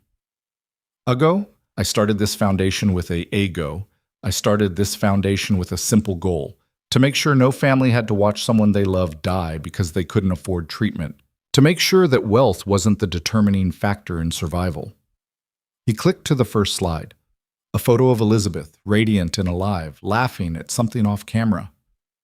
"My wife Elizabeth believed that everyone deserved a fighting chance. She believed in the power of research, of innovation, of refusing to accept that some diseases are simply death sentences. And when she lost her own fight, she made me promise to continue hers." Nia raised her camera, capturing Damien's face as he spoke about his wife. The raw grief there, barely contained beneath professional composure. The love that still lived in every word. "Tonight, we've raised over $3 million for cancer research and patient support. But more importantly, we've reminded ourselves why this work matters." He clicked to a new slide. Emma, the 7-year-old from the board presentation, now smiling and healthy. "Because of your generosity, Emma is alive. Because of your support, Marcus is going to MIT. Because of your belief in this mission, 5,000 families have received help when they needed it most." The applause was thunderous. Nia captured it all, the standing ovation, the tears on many faces, the way Damien's composure finally cracked just slightly when he stepped away from the podium. Angela spoke next, sharing research updates and success stories. Then a patient testimonial from a woman who'd survived against impossible odds. Each speaker reinforced the same message. This work saves lives, and it needs to continue. When the speeches ended, the dancing began. Nia retreated to the edges, photographing couples swaying to the orchestra's smooth standards. She was reviewing shots on her camera when someone tapped her shoulder. Damien stood there, bow tie loosened, looking slightly disheveled and more human than she'd seen him all night. "Dance with me," he said. "I'm working. I'm your boss. And I'm telling you to take a break." He extended his hand. "Please?" Nia glanced around. Half the room was watching them, probably wondering who this woman was that Damien Cross was personally inviting to dance. She should say no. Should maintain professional boundaries and remember all the reasons this was a terrible idea. Instead, she took his hand.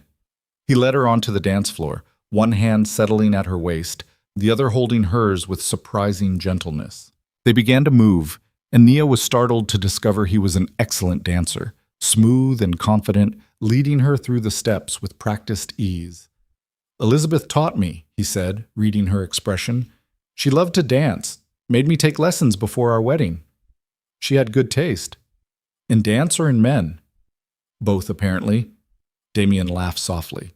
They turned, and Nia caught sight of them in one of the ballroom's mirrored walls. A strange couple, she thought. The billionaire in his tuxedo and the single mother in her consignment dress. Except in the mirror, they didn't look strange. They looked right. "Thank you," Damien said quietly. "For tonight, for the photos, for being here, for all of it. You keep thanking me for doing my job. Because my job and what you do are different things. You don't just work for me, Nia. You make me better at what I do. You remind me why it matters." His hand tightened slightly at her waist. "I don't know what I did to deserve finding you on that sidewalk, but I'm grateful every single day." Nia's breath caught. They were dancing dangerously close to something neither of them should acknowledge, something that could ruin everything she'd built. "Damien, I know exactly what you're going to say, that this is inappropriate, that I'm your boss, that we need to maintain boundaries." He met her eyes. "And you're absolutely right. But I also need you to know that you're not just an employee to me. You're someone I trust completely, someone I admire, someone who's become important to me in ways that have nothing to do with work. You barely know me. I know you returned $2,000 when you desperately needed it. I know you fought for my foundation like it was your own. I know you're raising a beautiful daughter while supporting your mother and somehow still finding energy to be brilliant at a job you've only had for 2 months. He smiled slightly. I know you take your coffee with too much sugar and not enough cream. I know you chew your thumbnail when you're concentrating. I know you laugh at terrible jokes and cry at testimonials from patients you've never met. So don't tell me I barely know you, Nia. I know exactly who you are." The song ended. Around them, couples separated, applauding the orchestra. But Damien and Nia stood frozen, hands still touching, the moment stretching into something fragile and dangerous. "I should get back to work," Nia said finally, stepping back. "Of course." Damien released her immediately. "Thank you for the dance." She escaped to the ladies' room, her heart pounding like she'd run a marathon. In the mirror, her reflection looked flushed and confused and terrified. What was she doing? What was she thinking? This was her boss, her employer, the man who paid her salary and held her financial security in his hands. Except he was also Damien. Brilliant, damaged, grieving Damien who saw her as more than just a struggling single mother, who believed in her talent and pushed her to be better, who looked at her like she was someone worth knowing. "Get it together," she told her reflection. "This is a job. That's all it can be." But even as she said it, she knew she was lying. She returned to the gala and threw herself into photography, hiding behind the camera lens where feelings couldn't follow.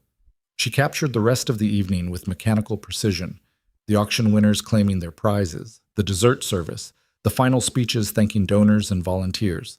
She photographed Damien with various guests, always careful to maintain distance, to stay professional. Near midnight, as the crowd thinned and staff began cleanup, Damien found her again. "Can I see?" he asked, gesturing to her camera.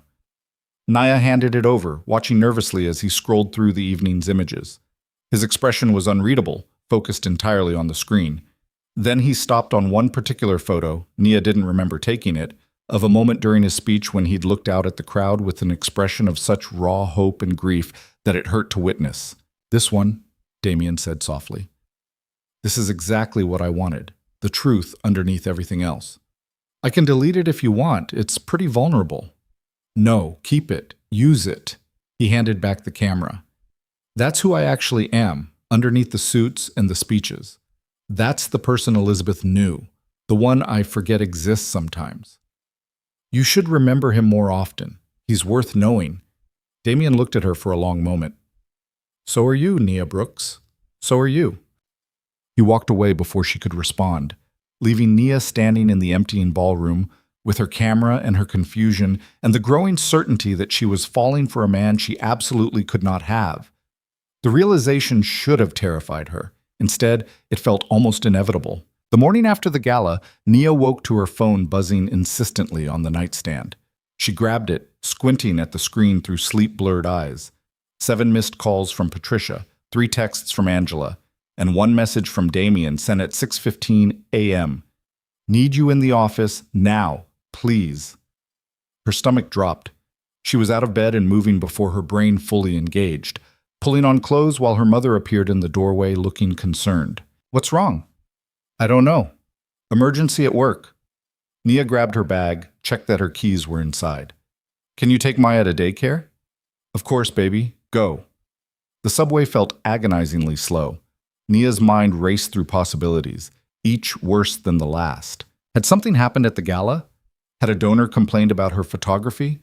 Had someone seen her dancing with Damien and drawn conclusions that would get her fired? She burst into the 32nd floor at 7:45 to find controlled chaos.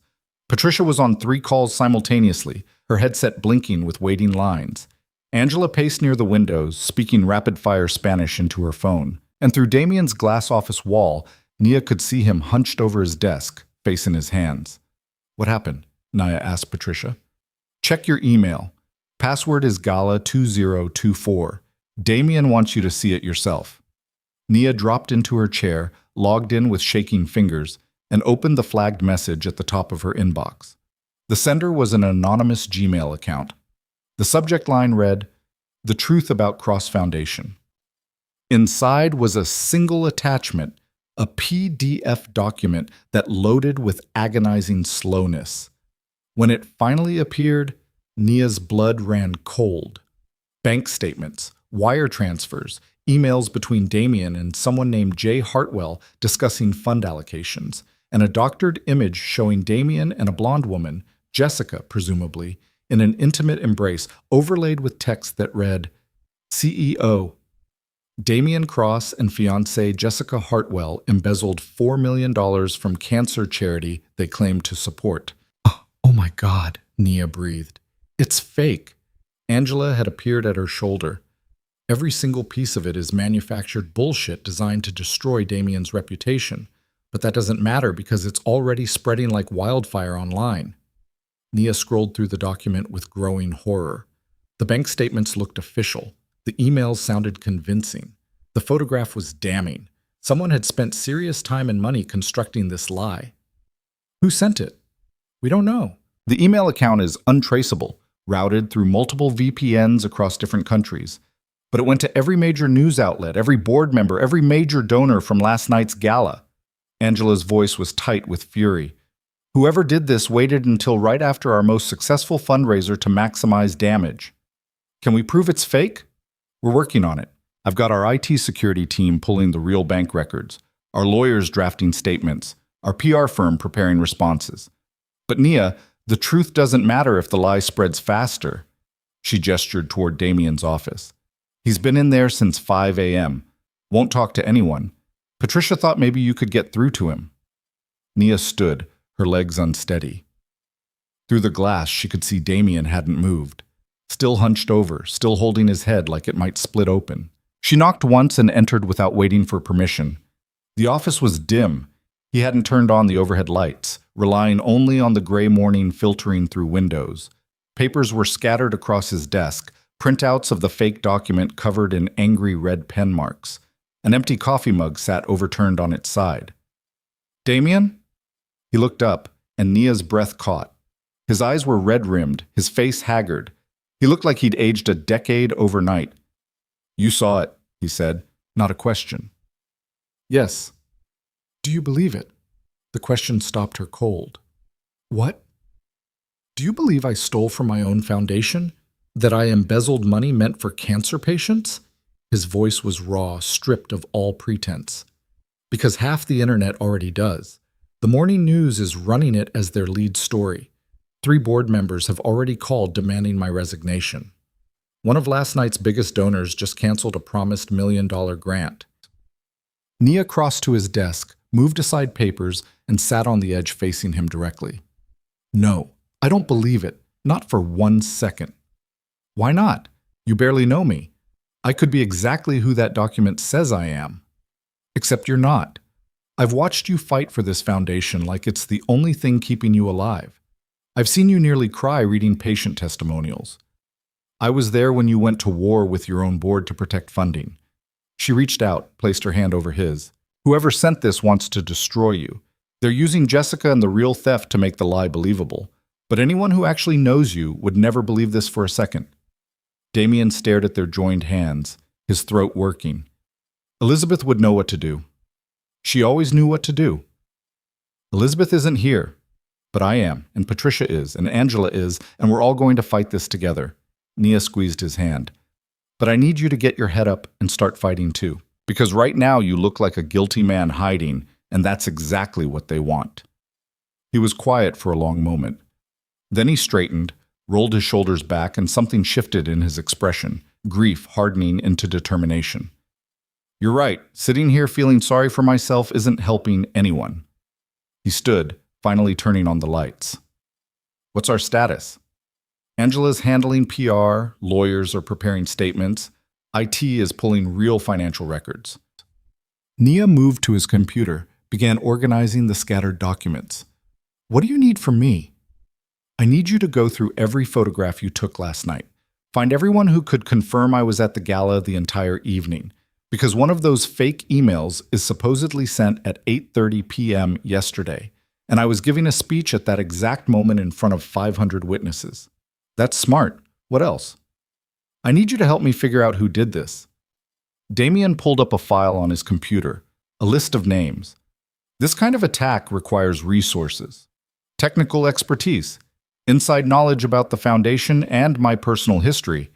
That narrows the suspect pool considerably. Nia studied the list.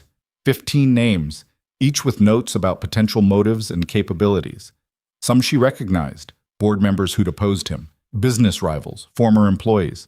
Others were unfamiliar. Could it be Jessica? She asked. Or Marcus Sterling? The people who actually stole from you? Possibly.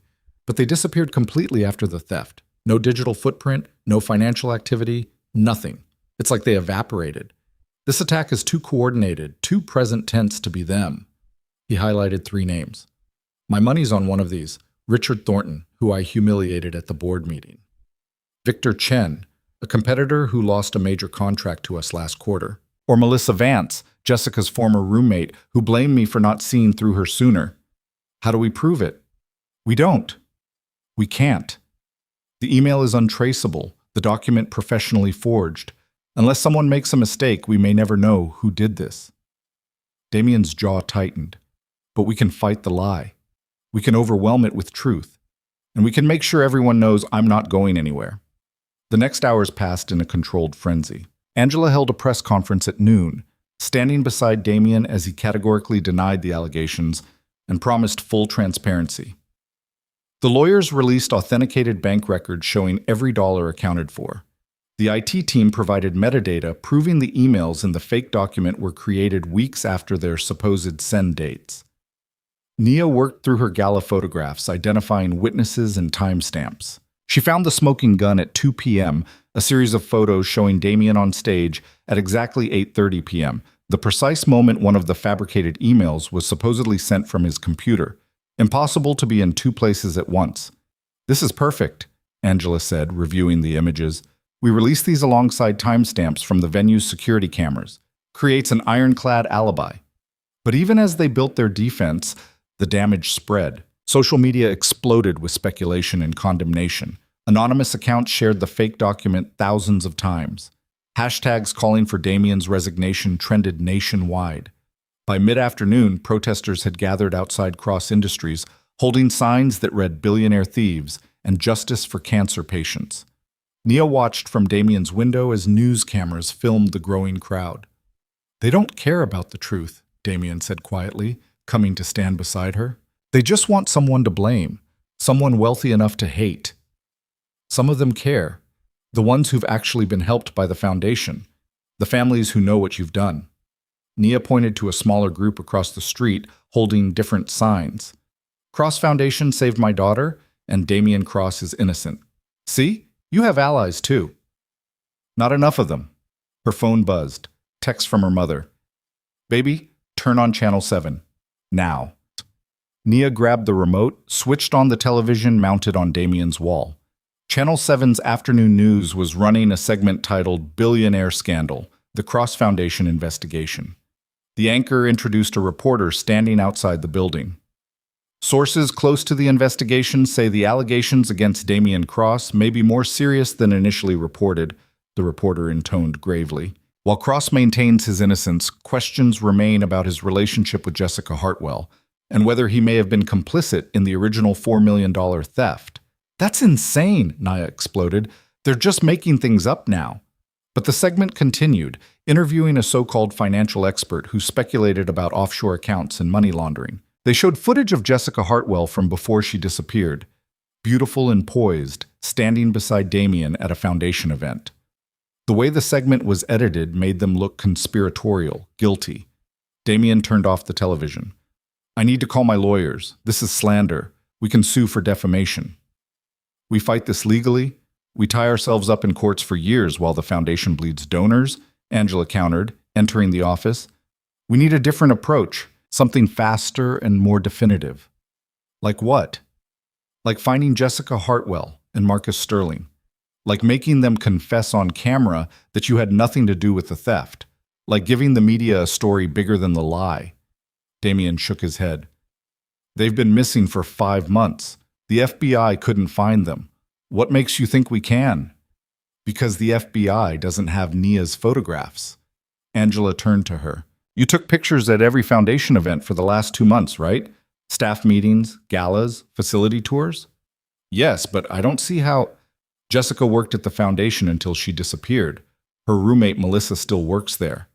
What if Jessica has been in contact? What if she's left some kind of trail that everyone else missed? Nia's mind raced. She had thousands of photos stored on her laptop and backup drives. Staff candids, environmental shots, background captures. What if somewhere in those images was something useful? It's a long shot, she said.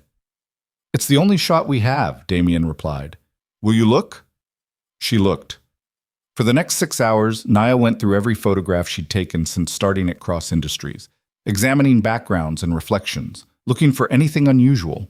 Patricia helped, cross-referencing faces against employee databases. Angela pulled security footage from foundation events, searching for the same. At 9 p.m., Nia's eyes were burning and her back ached from hunching over her laptop. She was ready to give up when she noticed something in a photo from 3 weeks ago. A staff meeting she'd photographed for internal communications. In the background, barely visible through an office window, was Melissa Vance at her desk. And on her computer screen, reflected in the window glass, was what looked like a video call. Nia zoomed in, enhancing the image until pixels began to break down. The face on Melissa's screen was blurry but recognizable. Jessica Hartwell. Oh my God, Nia breathed. Angela, Damien, come look at this. They crowded around her laptop as she explained what she'd found.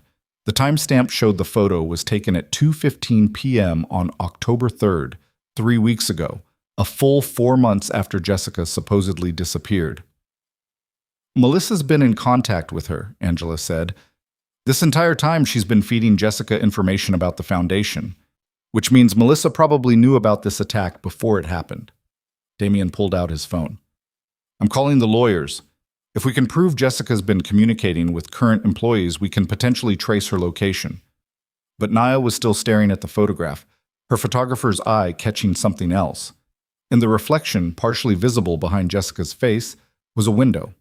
And outside that window, distinctive architecture, Art Deco buildings with a specific style. I know where she is, Nia said suddenly. Or at least what city. How? The buildings in the background. That's Miami. South Beach, specifically. My aunt lives there. I'd recognize that architectural style anywhere. Damien and Angela exchanged glances. It's not much, Angela said. Miami's a big city. But it's more than the FBI had. They were searching internationally. If she's been in Florida this whole time, Damien was already dialing. I'm calling Robert. If anyone can track someone down in Miami, it's him. Robert Chen, Damien's head of security, arrived within the hour. He examined Nia's photograph with professional intensity, then made several calls to contacts Nia suspected weren't entirely legal. I can have people in Miami by morning, Robert said. But if she's smart, she's using fake IDs, cash only, changing locations regularly. Finding her could take weeks. We don't have weeks, Damien said. Every day this lie spreads, the foundation loses credibility. Donors are already pulling back. If we don't act fast, there won't be a foundation left to save. Then we force her hand, Angela leaned forward. We go public with this information.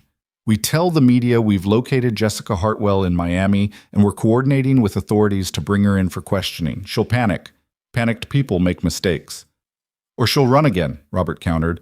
Let her run. As long as she runs somewhere visible, somewhere we can track.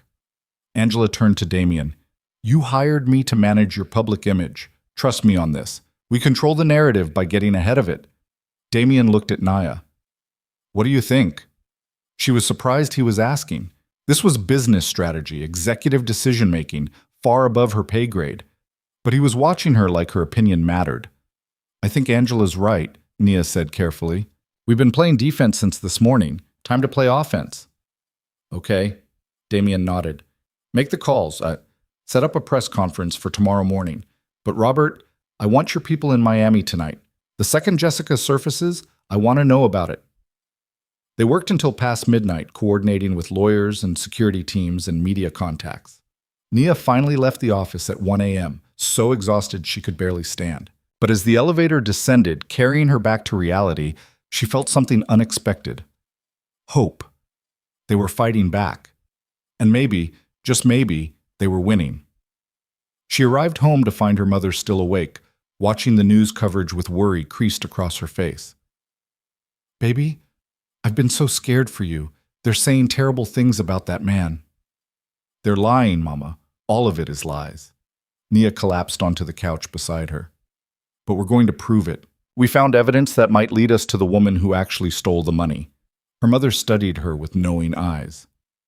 You really care about him, don't you? About Damien. Nia wanted to deny it, wanted to maintain the fiction that this was just a job, just professional obligation, but she was too tired to lie. Yes, she admitted, I care about him, more than I should. Does he know? I don't think so. And it doesn't matter anyway, he's my boss, Mama. He's grieving his wife. He's got enough problems without me adding my feelings to the pile. Feelings aren't problems, baby. They're just feelings. What you do with them is what matters. Her mother squeezed her hand. But you be careful. Rich men and working women rarely ends well, no matter how good the intentions. I know, believe me, I know. She went to bed but couldn't sleep, her mind racing through everything they'd discovered. Somewhere in Miami, Jessica Hartwell was living a life funded by stolen money while Damien's reputation burned. The injustice of it made Nia's blood boil. Her phone lit up with a text. Damien, thank you for today, for believing in me, for fighting with me. I don't know what I'd do without you. She stared at the message for a long time before responding. You'd figure it out, you always do. Get some sleep. You too, big day tomorrow. The press conference was scheduled for 9 a.m. Nia arrived at 7 to find Damien already in his office, reviewing talking points with Angela. He looked better than yesterday, showered, dressed immaculately, his game face firmly in place, but when he saw Nia, his expression softened. Morning. How are you holding up? I should be asking you that. Honestly, I'm furious, which is probably healthier than defeated. He handed her a coffee, prepared exactly how she liked it, which meant he'd been paying attention. Robert's team located a Jessica Hartwell, matching our subject's description at a hotel in South Beach. They're surveilling her now, waiting for confirmation before moving in. That's amazing. Don't celebrate yet. Could be a false lead. Could be she's already gone. But there was hope in his voice, fragile and determined. Still, it's more than we had yesterday. The press conference started promptly at 9. Damien stood at a podium in the building's main conference room, cameras flashing, reporters shouting questions. Angela stood to his right, lawyers to his left. Nia watched from the back, her camera ready to document everything. I'm here today to address the false allegations that have been made against me and the Cross Foundation, Damien began, his voice steady and strong. Yesterday, a fabricated document was released claiming I embezzled funds from a charity I created in my late wife's honor. These allegations are completely false, and I have evidence to prove it. He proceeded methodically through their defense, the authenticated bank records, the metadata analysis of the fake emails, the time-stamped photographs from the gala proving his whereabouts. He was calm, factual, devastating in his precision. Furthermore, he continued, we have new evidence suggesting that Jessica Hartwell, who stole $4 million from this foundation 5 months ago, has been in contact with current employees and may have orchestrated this attack. We are working with law enforcement to locate Ms. Hartwell and bring her to justice." The room erupted in questions. Damien handled them with practiced ease, never losing his composure, never showing anger despite the aggressive tone many reporters took. Nia photographed it all, capturing the moment he took back control of his narrative. Then, in the middle of a question about offshore accounts, Damien's phone vibrated on the podium. He glanced at it and something shifted in his expression. "Excuse me one moment." He looked directly at the cameras. "I'm being informed that Jessica Hartwell has just been taken into custody in Miami Beach by federal authorities. I'm told she's agreed to cooperate fully with investigators in exchange for a reduced sentence." The room exploded. Reporters shouted over each other. Cameras flashed in a blinding cascade. Damien held up his hand for silence. "I have no further information at this time, but I trust that Ms. Hartwell's cooperation will definitively prove that I had no involvement in the theft from my foundation or in the false allegations made against me yesterday. Thank you." He stepped away from the podium as Angela fielded follow-up questions.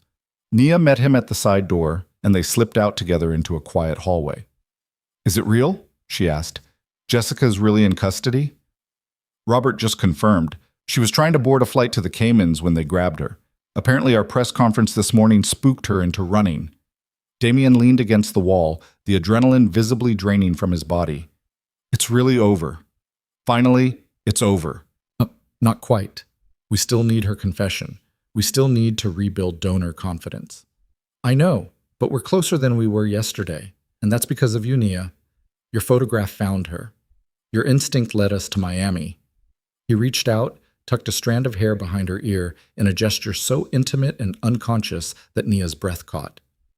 "You saved me. Again." "I just did my job." "No, you did so much more than that." His hand lingered near her face, and for a moment Nia thought he might kiss her, wanted him to, despite every reason she shouldn't. Then Angela burst through the door, grinning like a maniac. "Jessica's lawyer just called. She's ready to give a full deposition confirming you had no knowledge of the theft and that the fake document was created by her and Marcus Sterling to deflect attention from their planned escape. She's also providing information on Marcus's location." Angela grabbed Damien in a fierce hug. "We won. We actually won." Damien returned the hug, laughing with relief. "We won." Over his shoulder, he met Nia's eyes, and the look there made her stomach flip. Gratitude and something deeper, something that looked dangerously like the feeling she'd been trying to ignore. The rest of the day passed in a blur of victory. News outlets retracted their earlier stories. Donors called to reconfirm their support. Board members who'd demanded Damien's resignation now offered sheepish apologies. By evening, the narrative had completely shifted. Damien Cross wasn't a thief. He was a victim fighting back. A man who'd lost everything and still chose to help others. Nia worked until 7, then finally allowed herself to go home. She rode the subway in a daze, exhausted but exhilarated. They'd done it. Against impossible odds, they'd won. Her mother and Maya were waiting with takeout Chinese and congratulations. They ate together, celebrating quietly, and Nia allowed herself to feel proud. She'd made a difference. She'd mattered. Later, after Maya was asleep and her mother had retired to her room, Nia sat alone with her laptop, reviewing the photographs from the press conference. She found one of Damien at the podium, mid-speech, his expression fierce and determined. A man fighting for everything he believed in. She'd fallen for him completely. There was no point denying it anymore. Her phone buzzed. "Damien, are you still awake?" "Yes?" "Can I call you?" Her heart hammered. "Okay." The call came through immediately. His voice sounded tired but happy. "I've been thinking about what I said this morning, about you saving me." "Damien, you don't need to—" "Let me finish, please." He took a breath. "When Elizabeth died, I thought I died with her. I went through the motions of living, but nothing felt real. Nothing mattered. And then you walked into my lobby with my wallet, and for the first time in months, I felt something other than grief." Nia's throat tightened. "What did you feel?" "Hope. That maybe there were still good people in the world. That maybe I wasn't as alone as I thought." His voice dropped lower. "And then I got to know you, and hope turned into something else. Something I swore I'd never let myself feel again." Damien, don't. Please don't say what I think you're going to say. Why not? Because I'm your boss? Because it's complicated? Because we both have too much baggage? He laughed softly. Nia, life is complicated. People are messy. But somewhere in all that mess, sometimes you find something real, something worth fighting for.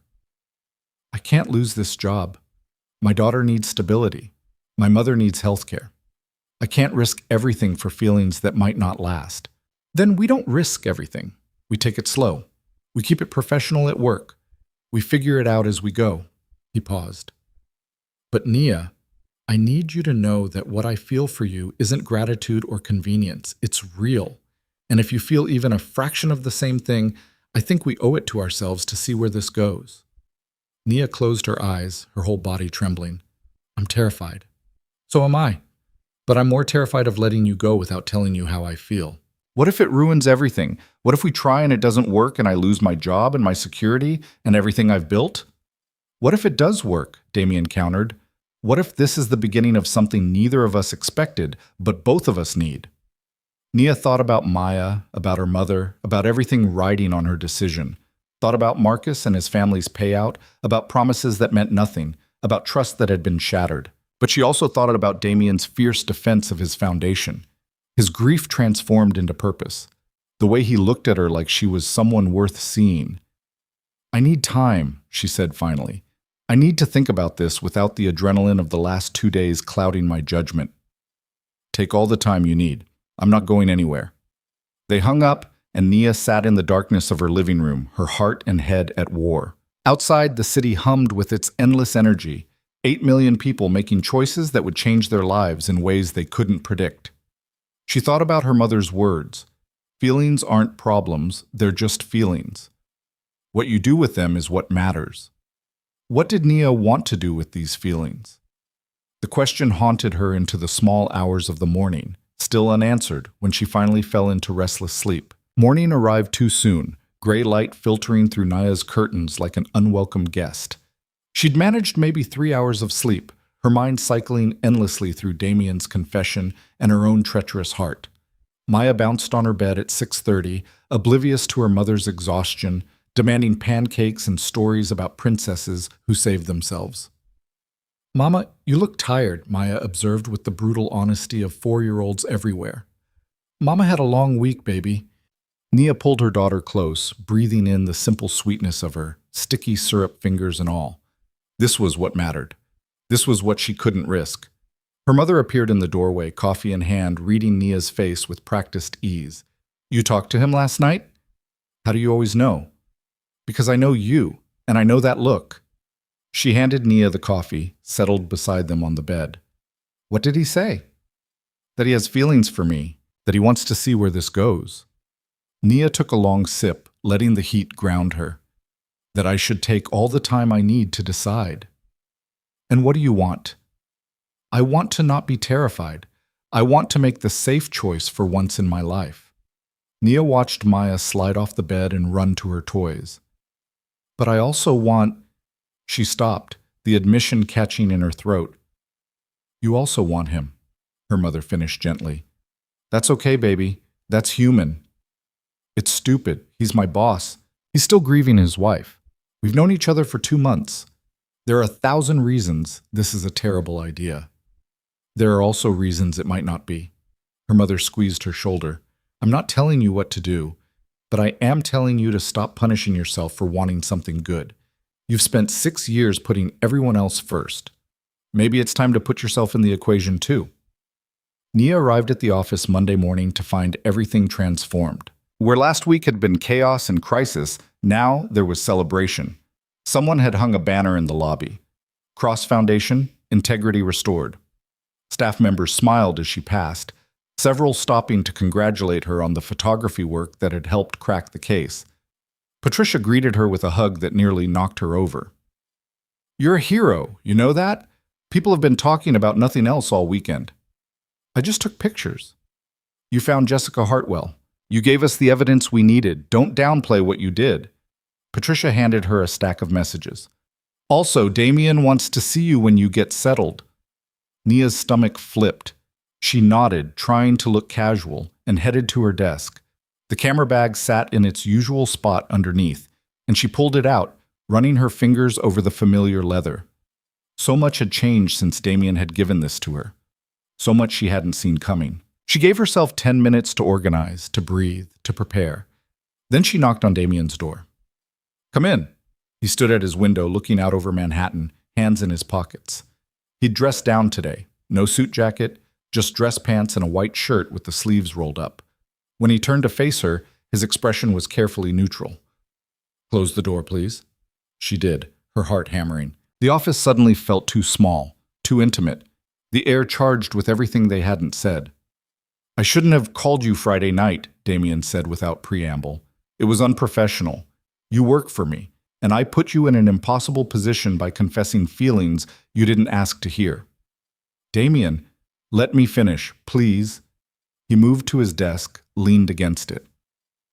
"This weekend I did a lot of thinking about Elizabeth, about grief, about what it means to move forward. And I realized that I've been using the foundation as a way to avoid dealing with the fact that my wife is gone, that she's never coming back, that I have to figure out how to live without her." Nia waited, giving him space to find his words.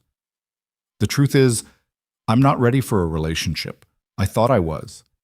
I thought what I felt for you meant I'd healed enough to try again. But I haven't. I'm still too broken, still too stuck in the past." He met her eyes, and the pain there was raw and honest. "So I'm withdrawing my confession. I'm asking us to go back to being just colleagues, because you deserve someone who's whole, and I'm not there yet." The words should have brought relief, should have solved the problem, removed the complication, made everything simple again. Instead, Nia felt something crack inside her chest. "You're a coward," she heard herself say. Damien blinked. "What?" "You heard me. You're being a coward." Nia crossed her arms, anger rising like a tide. "You told me you had feelings for me. You said you wanted to see where this could go. And now, because it's scary and messy and might actually mean something, you're running away and calling it noble. I'm trying to do the right thing. The right thing for who? For me? Because I'm perfectly capable of deciding what's right for me. Thanks. I don't need you making my choices for me because you're afraid. I'm not afraid. I'm being realistic." Damien's voice rose to match hers. "I'm your boss, Nia. I sign your paychecks. I control your livelihood. If we start something and it falls apart, where does that leave you? Unemployed with a daughter and a sick mother depending on you." "So you're protecting me? Is that it?" Nia laughed, sharp and bitter. "I've been protecting myself my entire life, Damien. I don't need you to add me to the list of problems you're trying to solve." "That's not what I'm doing." "Then what are you doing? Because from where I'm standing, you're taking the coward's way out. You're using your grief and your guilt as an excuse to avoid risking anything real."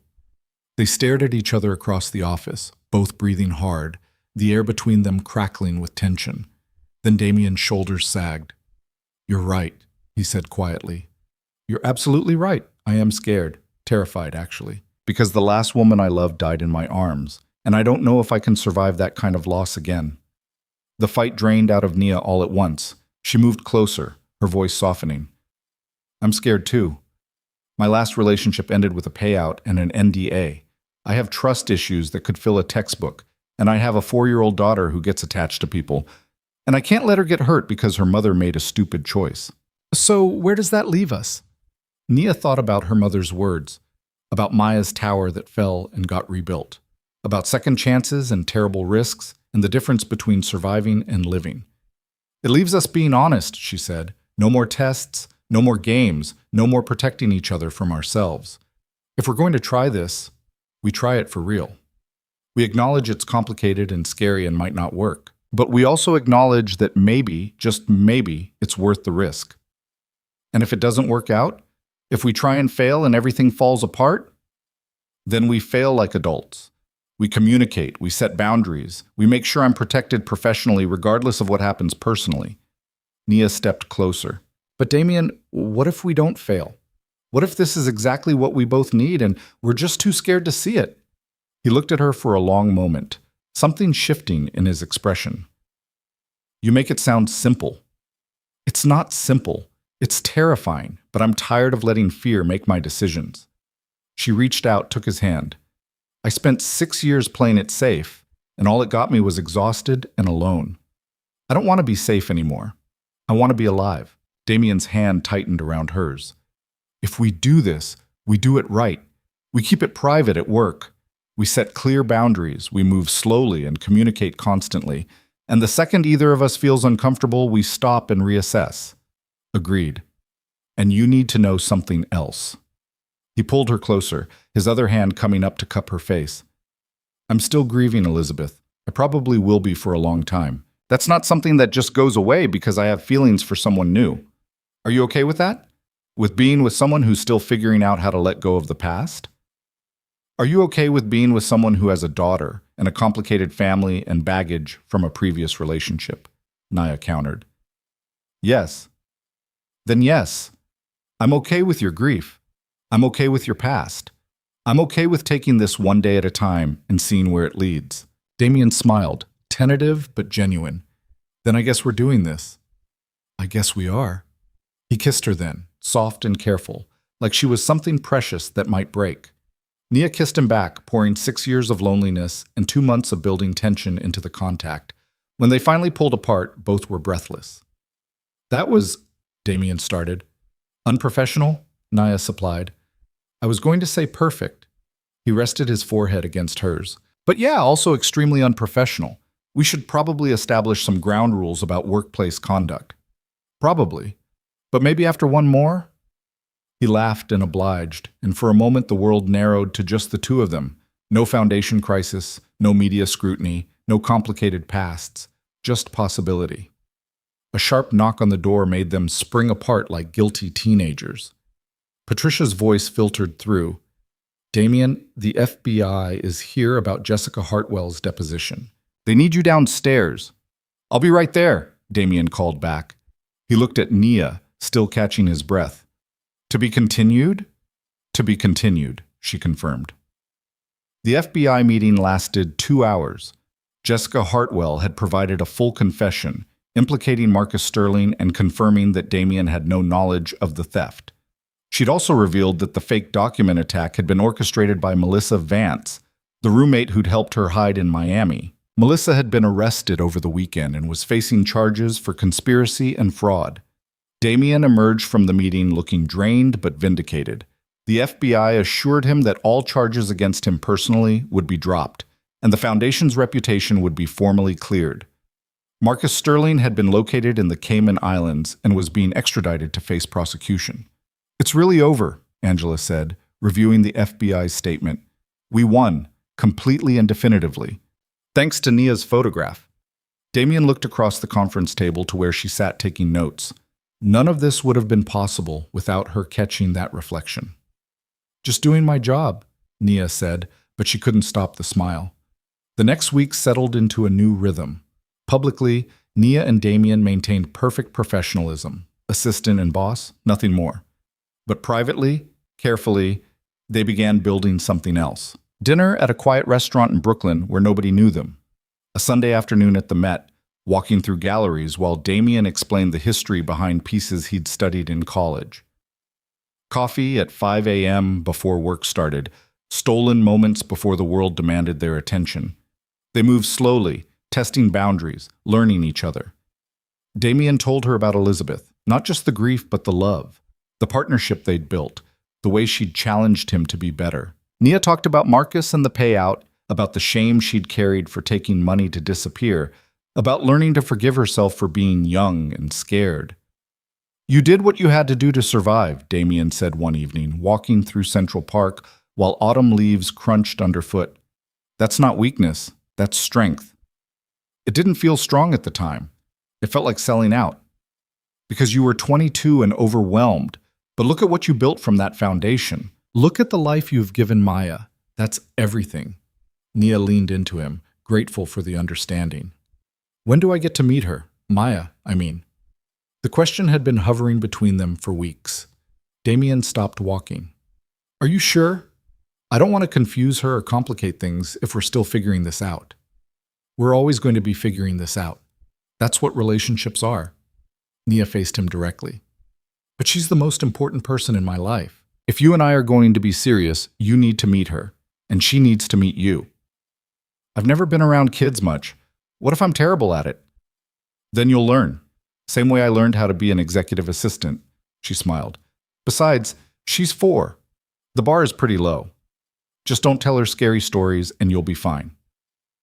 They arranged it for a Saturday afternoon.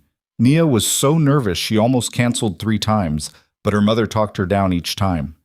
He'll be fine. Maya will be fine. You're the only one catastrophizing, her mother said, straightening Nia's shirt like she was a child herself. Damien arrived at noon bearing gifts that immediately endeared him to Maya, a children's book about a girl who becomes a scientist, and a stuffed elephant that Maya promptly named Professor Trunk.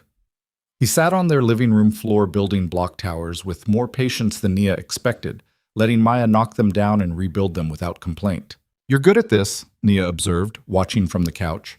She's easy to be good with, smart kid. Gets that from her mom. Maya, oblivious to the adult undercurrents, climbed into Damien's lap with the confidence of someone who'd never learned to fear rejection. Will you read me the scientist book?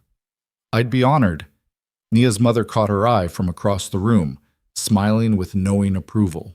They spent the afternoon together, lunch at Maya's favorite pizza place, a walk through the park where Maya collected leaves she insisted were precious treasures, ice cream that ended up more on Maya's face than in her mouth. Watching Damien interact with her daughter, Nia felt something shift and settle in her chest. This could work. Against all odds and logic, this might actually work. That evening, after Maya had crashed hard from sugar and excitement, Damien helped clean up while Nia put her daughter to bed. She's incredible, he said when Nia returned to the kitchen. Smart and funny and so full of life. She liked you too. Which is good because she's not shy about disliking people. Nia moved into his arms, resting her head against his chest. Thank you for today, for being patient with her, for not freaking out about meeting her. I was terrified the entire time. You hit it well. Years of board meetings. I'm excellent at hiding terror. He kissed the top of her head. But Nia, I need you to know something. I'm all in on this. On you, on Maya, on figuring out how to make this work despite all the complications. I'm done running from things that matter. Even though it's scary, especially because it's scary, the best things usually are. 2 months later, the Cross Foundation held its annual winter benefit, a smaller, more intimate affair than the fall gala. Nia photographed it professionally, capturing donors and researchers, but this time she also captured moments of joy. The foundation's reputation had been fully restored. Donations were up 30%. 3 new research grants had been funded. Lives were being saved, and everyone in that room knew they were part of something meaningful. During the speeches, Damien took the stage and did something unexpected. He showed a series of photographs, Nia's photographs, documenting the foundation's work over the past 6 months, patients who'd been helped, families who'd been supported, researchers making breakthroughs. These images tell the real story of what we do, Damien said, gesturing to the screen. They were taken by Nia Brooks, who started as my executive assistant and has become the foundation's official photographer. But more than that, she's become the person who reminds me why this work matters, who sees the human story beneath the statistics. The room applauded. Nia felt her face flush, unused to being the center of attention. After the speeches, as guests mingled and music played, Damien found her by the windows. You embarrassed me, she said, but she was smiling. You deserved recognition. Your work is exceptional. It's just photographs. It's never just anything with you. He took her hand, uncaring who might see. I have something to ask you. Nia's heart jumped. Okay. The foundation is expanding. We're opening a patient advocacy division, and we need someone to run it. Someone who understands what it's like to navigate healthcare bureaucracy without resources.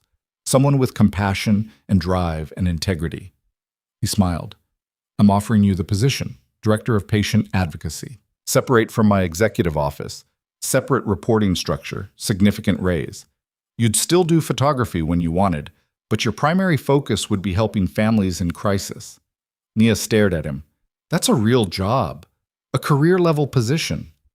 You're a career-level person. You've been doing work well above your job description since you started. It's time you were compensated and recognized for it. But what about us? If I'm not your assistant anymore? Then there's no power dynamic, no ethical complication. Just two people who work at the same organization but in completely separate capacities. Damien squeezed her hand. I talked to HR, to the board, to our ethics committee. This is legitimate and clean. No strings, no complications. Just you getting the job you deserve. I don't know what to say. Say you'll think about it. Say you'll consider taking a role where you can make a real difference in people's lives. Nia thought about the scared woman who'd found a wallet on a rainy sidewalk 6 months ago. Thought about the choice she'd made to return it, not knowing where it would lead. All the choices since then that had brought her here. To this moment, this man, this impossible possibility. I don't need to think about it, she said. Yes. Absolutely yes. Damien's smile was blinding. He pulled her into a hug that lifted her off her feet, both of them laughing with relief and joy. There's one condition, though, Nia said when he set her down. Name it. No more tests, no more manipulations, no more secrets between us. From now on, we're partners, equal partners, in work and in everything else. Deal. He extended his hand formally, that familiar gesture from their first meeting. Equal partners. No more games. She shook it, then pulled him close and kissed him in front of 500 people who would definitely be gossiping by morning. Well, Damien said when they finally pulled apart. So much for keeping things private. I'm done hiding. If we're doing this, we're doing it honestly. Nia looked around the ballroom at the foundation staff who'd become friends, at the donors who believed in their mission, at the life she'd built from nothing. I'm done being invisible. You were never invisible to me. 6 months after that, Nia stood in the foundation's new patient advocacy office, surrounded by moving boxes and possibility. Her title was officially Director of Patient Advocacy and Strategic Photography. Her salary was enough to move her family to a bigger apartment, to pay off her mother's medical bills, to start a college fund for Maya. Her team consisted of 5 people dedicated to helping families navigate the nightmare of serious illness without financial resources. She was making a difference. Real, measurable difference. Her mother called as she was unpacking. How's the new office, baby? Overwhelming, amazing, perfect. Nia set down a box of supplies, looked out the window at Manhattan spread below her. Mama, I still can't believe this is real. Believe it. You earned every bit of it. I got lucky. I found a wallet. You made a choice. You chose integrity over easy money. Everything else followed from that choice. Her mother's voice softened. I'm proud of you. Your daddy would be proud of you. And I think Elizabeth Cross would be proud of what you and Damien are building together. Nia felt tears prick her eyes. I wish I could have met her. In a way you have, through the foundation, through Damien, through the legacy she left behind. Her mother paused. Speaking of which, when are you bringing that man to Sunday dinner again? Maya keeps asking about Professor Trunk. Next week, I promise. They hung up and Nia returned to unpacking. She was halfway through a box of office supplies when Damien appeared in her doorway. Settling in? Slowly, I forgot how much I hate moving. She gestured to the chaos. Come to help or just supervise? Both.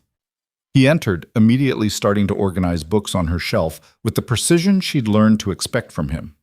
They worked in comfortable silence for several minutes before he spoke again. I've been thinking about something. Dangerous habit. Hilarious. No, I'm serious. He turned to face her. We've been together almost a year now. We've navigated workplace complications, media scrutiny, your mother's heart surgery, Maya starting kindergarten. We've made it through the hard stuff. And I think we should make it official. Not just us dating, but us building a life together. You, me, Maya, your mother. A real family. Nia's heart started to pound. What are you saying? Damien crossed to her, took both her hands. I'm saying I love you. I'm saying I love Maya, and I admire your mother, and I can't imagine my life without all of you in it. I'm saying that Elizabeth will always be part of my story, but you're my future, and I want that future to start now. Damien, I'm not proposing, not yet. I know you need time and Maya needs to adjust, and there are practical considerations we need to discuss. But I'm telling you my intentions. I'm telling you that when you're ready, I'll be here, waiting, hoping. Nia felt tears streaming down her face, happy tears this time, not scared ones. I love you too. I have for months. I was just too terrified to say it. Not anymore, though? Not anymore. She pulled him close, kissed him with all the emotion she'd been holding back. I'm done being terrified. I'm ready to be happy. They stood together in her new office, surrounded by boxes and possibility. Two people who'd found each other in the most unexpected way and built something real from broken pieces. 3 years later, Naya stood in the same foundation ballroom where she'd first photographed a gala, but this time she wasn't behind the camera. She wore a simple white dress that Maya had helped pick out, her daughter serving as flower girl in a blue dress that matched the foundation's colors. Her mother sat in the front row, healthy and crying happy tears. Damien stood at the altar in a tuxedo, looking at Nia like she was the only person in the world. We're really doing this, Naya whispered as she reached him. We really are. The ceremony was small and perfect, just family and close friends, held in the space where they'd first danced together. Angela officiated, reading a passage about love and second chances that had both bride and groom in tears. Patricia dabbed her eyes from the front row. Robert Chen, the security chief who'd helped find Jessica Hartwell, served as Damien's best man. When they exchanged vows, Damien's voice was steady and sure. Nia, you gave me back something I thought I'd lost forever. Hope. Hope that life continues after loss. Hope that love can exist more than once. Hope that broken people can find each other and build something whole together. I promise to honor your strength, to support your dreams, to be the partner you deserve. And I promise to love Maya as my own, to give her the father she's never had, to build a family worthy of the incredible woman you are. Nia's turn. She looked at the man who'd tested her honesty with a wallet on a sidewalk and somehow become her entire world. Damien, 6 years ago I gave up on dreams. I settled for survival and convinced myself that was enough. Then I found your wallet, and you gave me a chance I didn't know I needed. You saw potential in me when I'd forgotten it existed. You pushed me to be better, to do better, to believe I deserved more than scraps. I promised to be your equal partner, to challenge you when you need challenging, to support you when you falter. I promised to honor Elizabeth's memory by living fully, by loving completely, by making every day count. And I promised to build with you the kind of love that transforms broken into beautiful. They sealed their vows with a kiss that drew applause from everyone present. Maya cheered loudest of all, running up to hug them both. Does this mean Damien's my daddy now? She asked, looking between them with wide eyes. Damien knelt to her level. If you want me to be. I know I can't replace your biological father, but I promise to love you, protect you, and be there for you for the rest of my life. Does that sound okay? Maya considered this with the seriousness only a 7-year-old could muster. Then she nodded. Okay, but you have to teach me science stuff. Real science, not baby science. Deal. Damien extended his hand and Maya shook it solemnly. The reception was joy and laughter, dancing and toasts that ran long and heartfelt. Angela gave a speech about watching two stubborn people fall in love while pretending they weren't. Patricia talked about the day Nia had first arrived, soaking wet and furious, and how she'd known immediately that something important was beginning. Nia's mother spoke last, her voice strong, despite the tears. When my daughter called me 3 years ago to tell me she'd found a wallet with $2,000 and was bringing it back instead of keeping it, I knew she was making a choice that would change her life. I didn't know how, but I knew that my baby had held on to her integrity despite every reason to compromise it, and I knew that kind of integrity attracts good things. She looked at Damien. You gave my daughter a chance when the world had told her she was used up. You saw her talent, her heart, her strength, and you loved her enough to become worthy of her love in return. Thank you for giving my family everything we never dared to hope for. Later, as the party wound down and guests began to leave, Nia found herself on the balcony with Damien, looking out over the city that had nearly destroyed her and instead had given her everything. What are you thinking? Damien asked, wrapping his arm around her waist. I'm thinking about choices, about how one decision on a rainy Tuesday morning led to all of this. She leaned into him. What if I'd kept the money? What if I'd walked past that wallet? Then we would have found each other some other way. I believe that. He kissed her temple.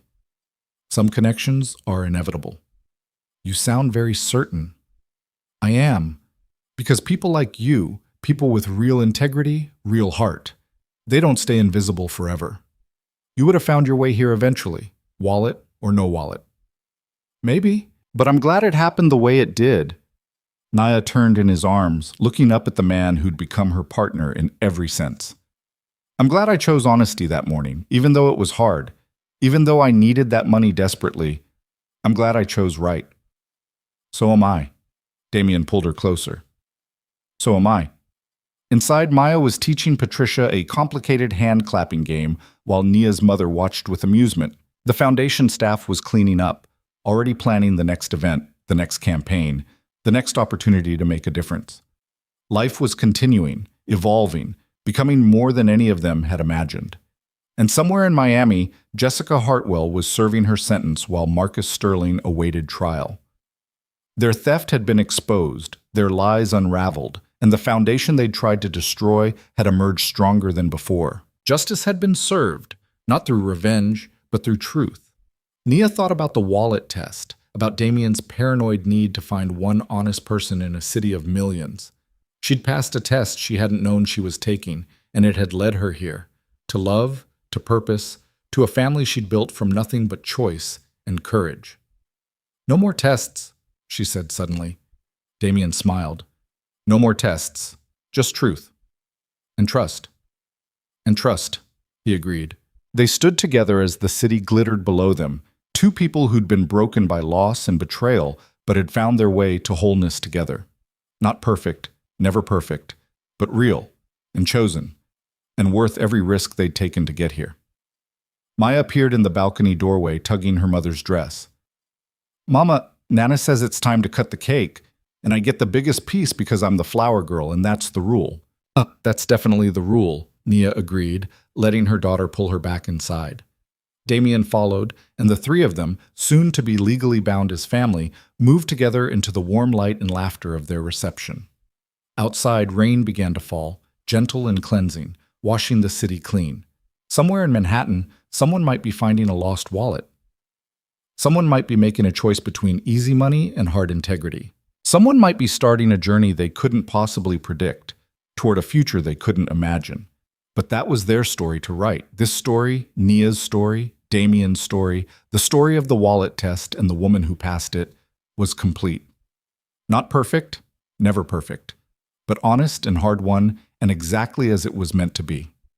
And that, Nia thought as she cut the cake with Maya's help while Damien watched with open adoration, was more than enough. It was everything.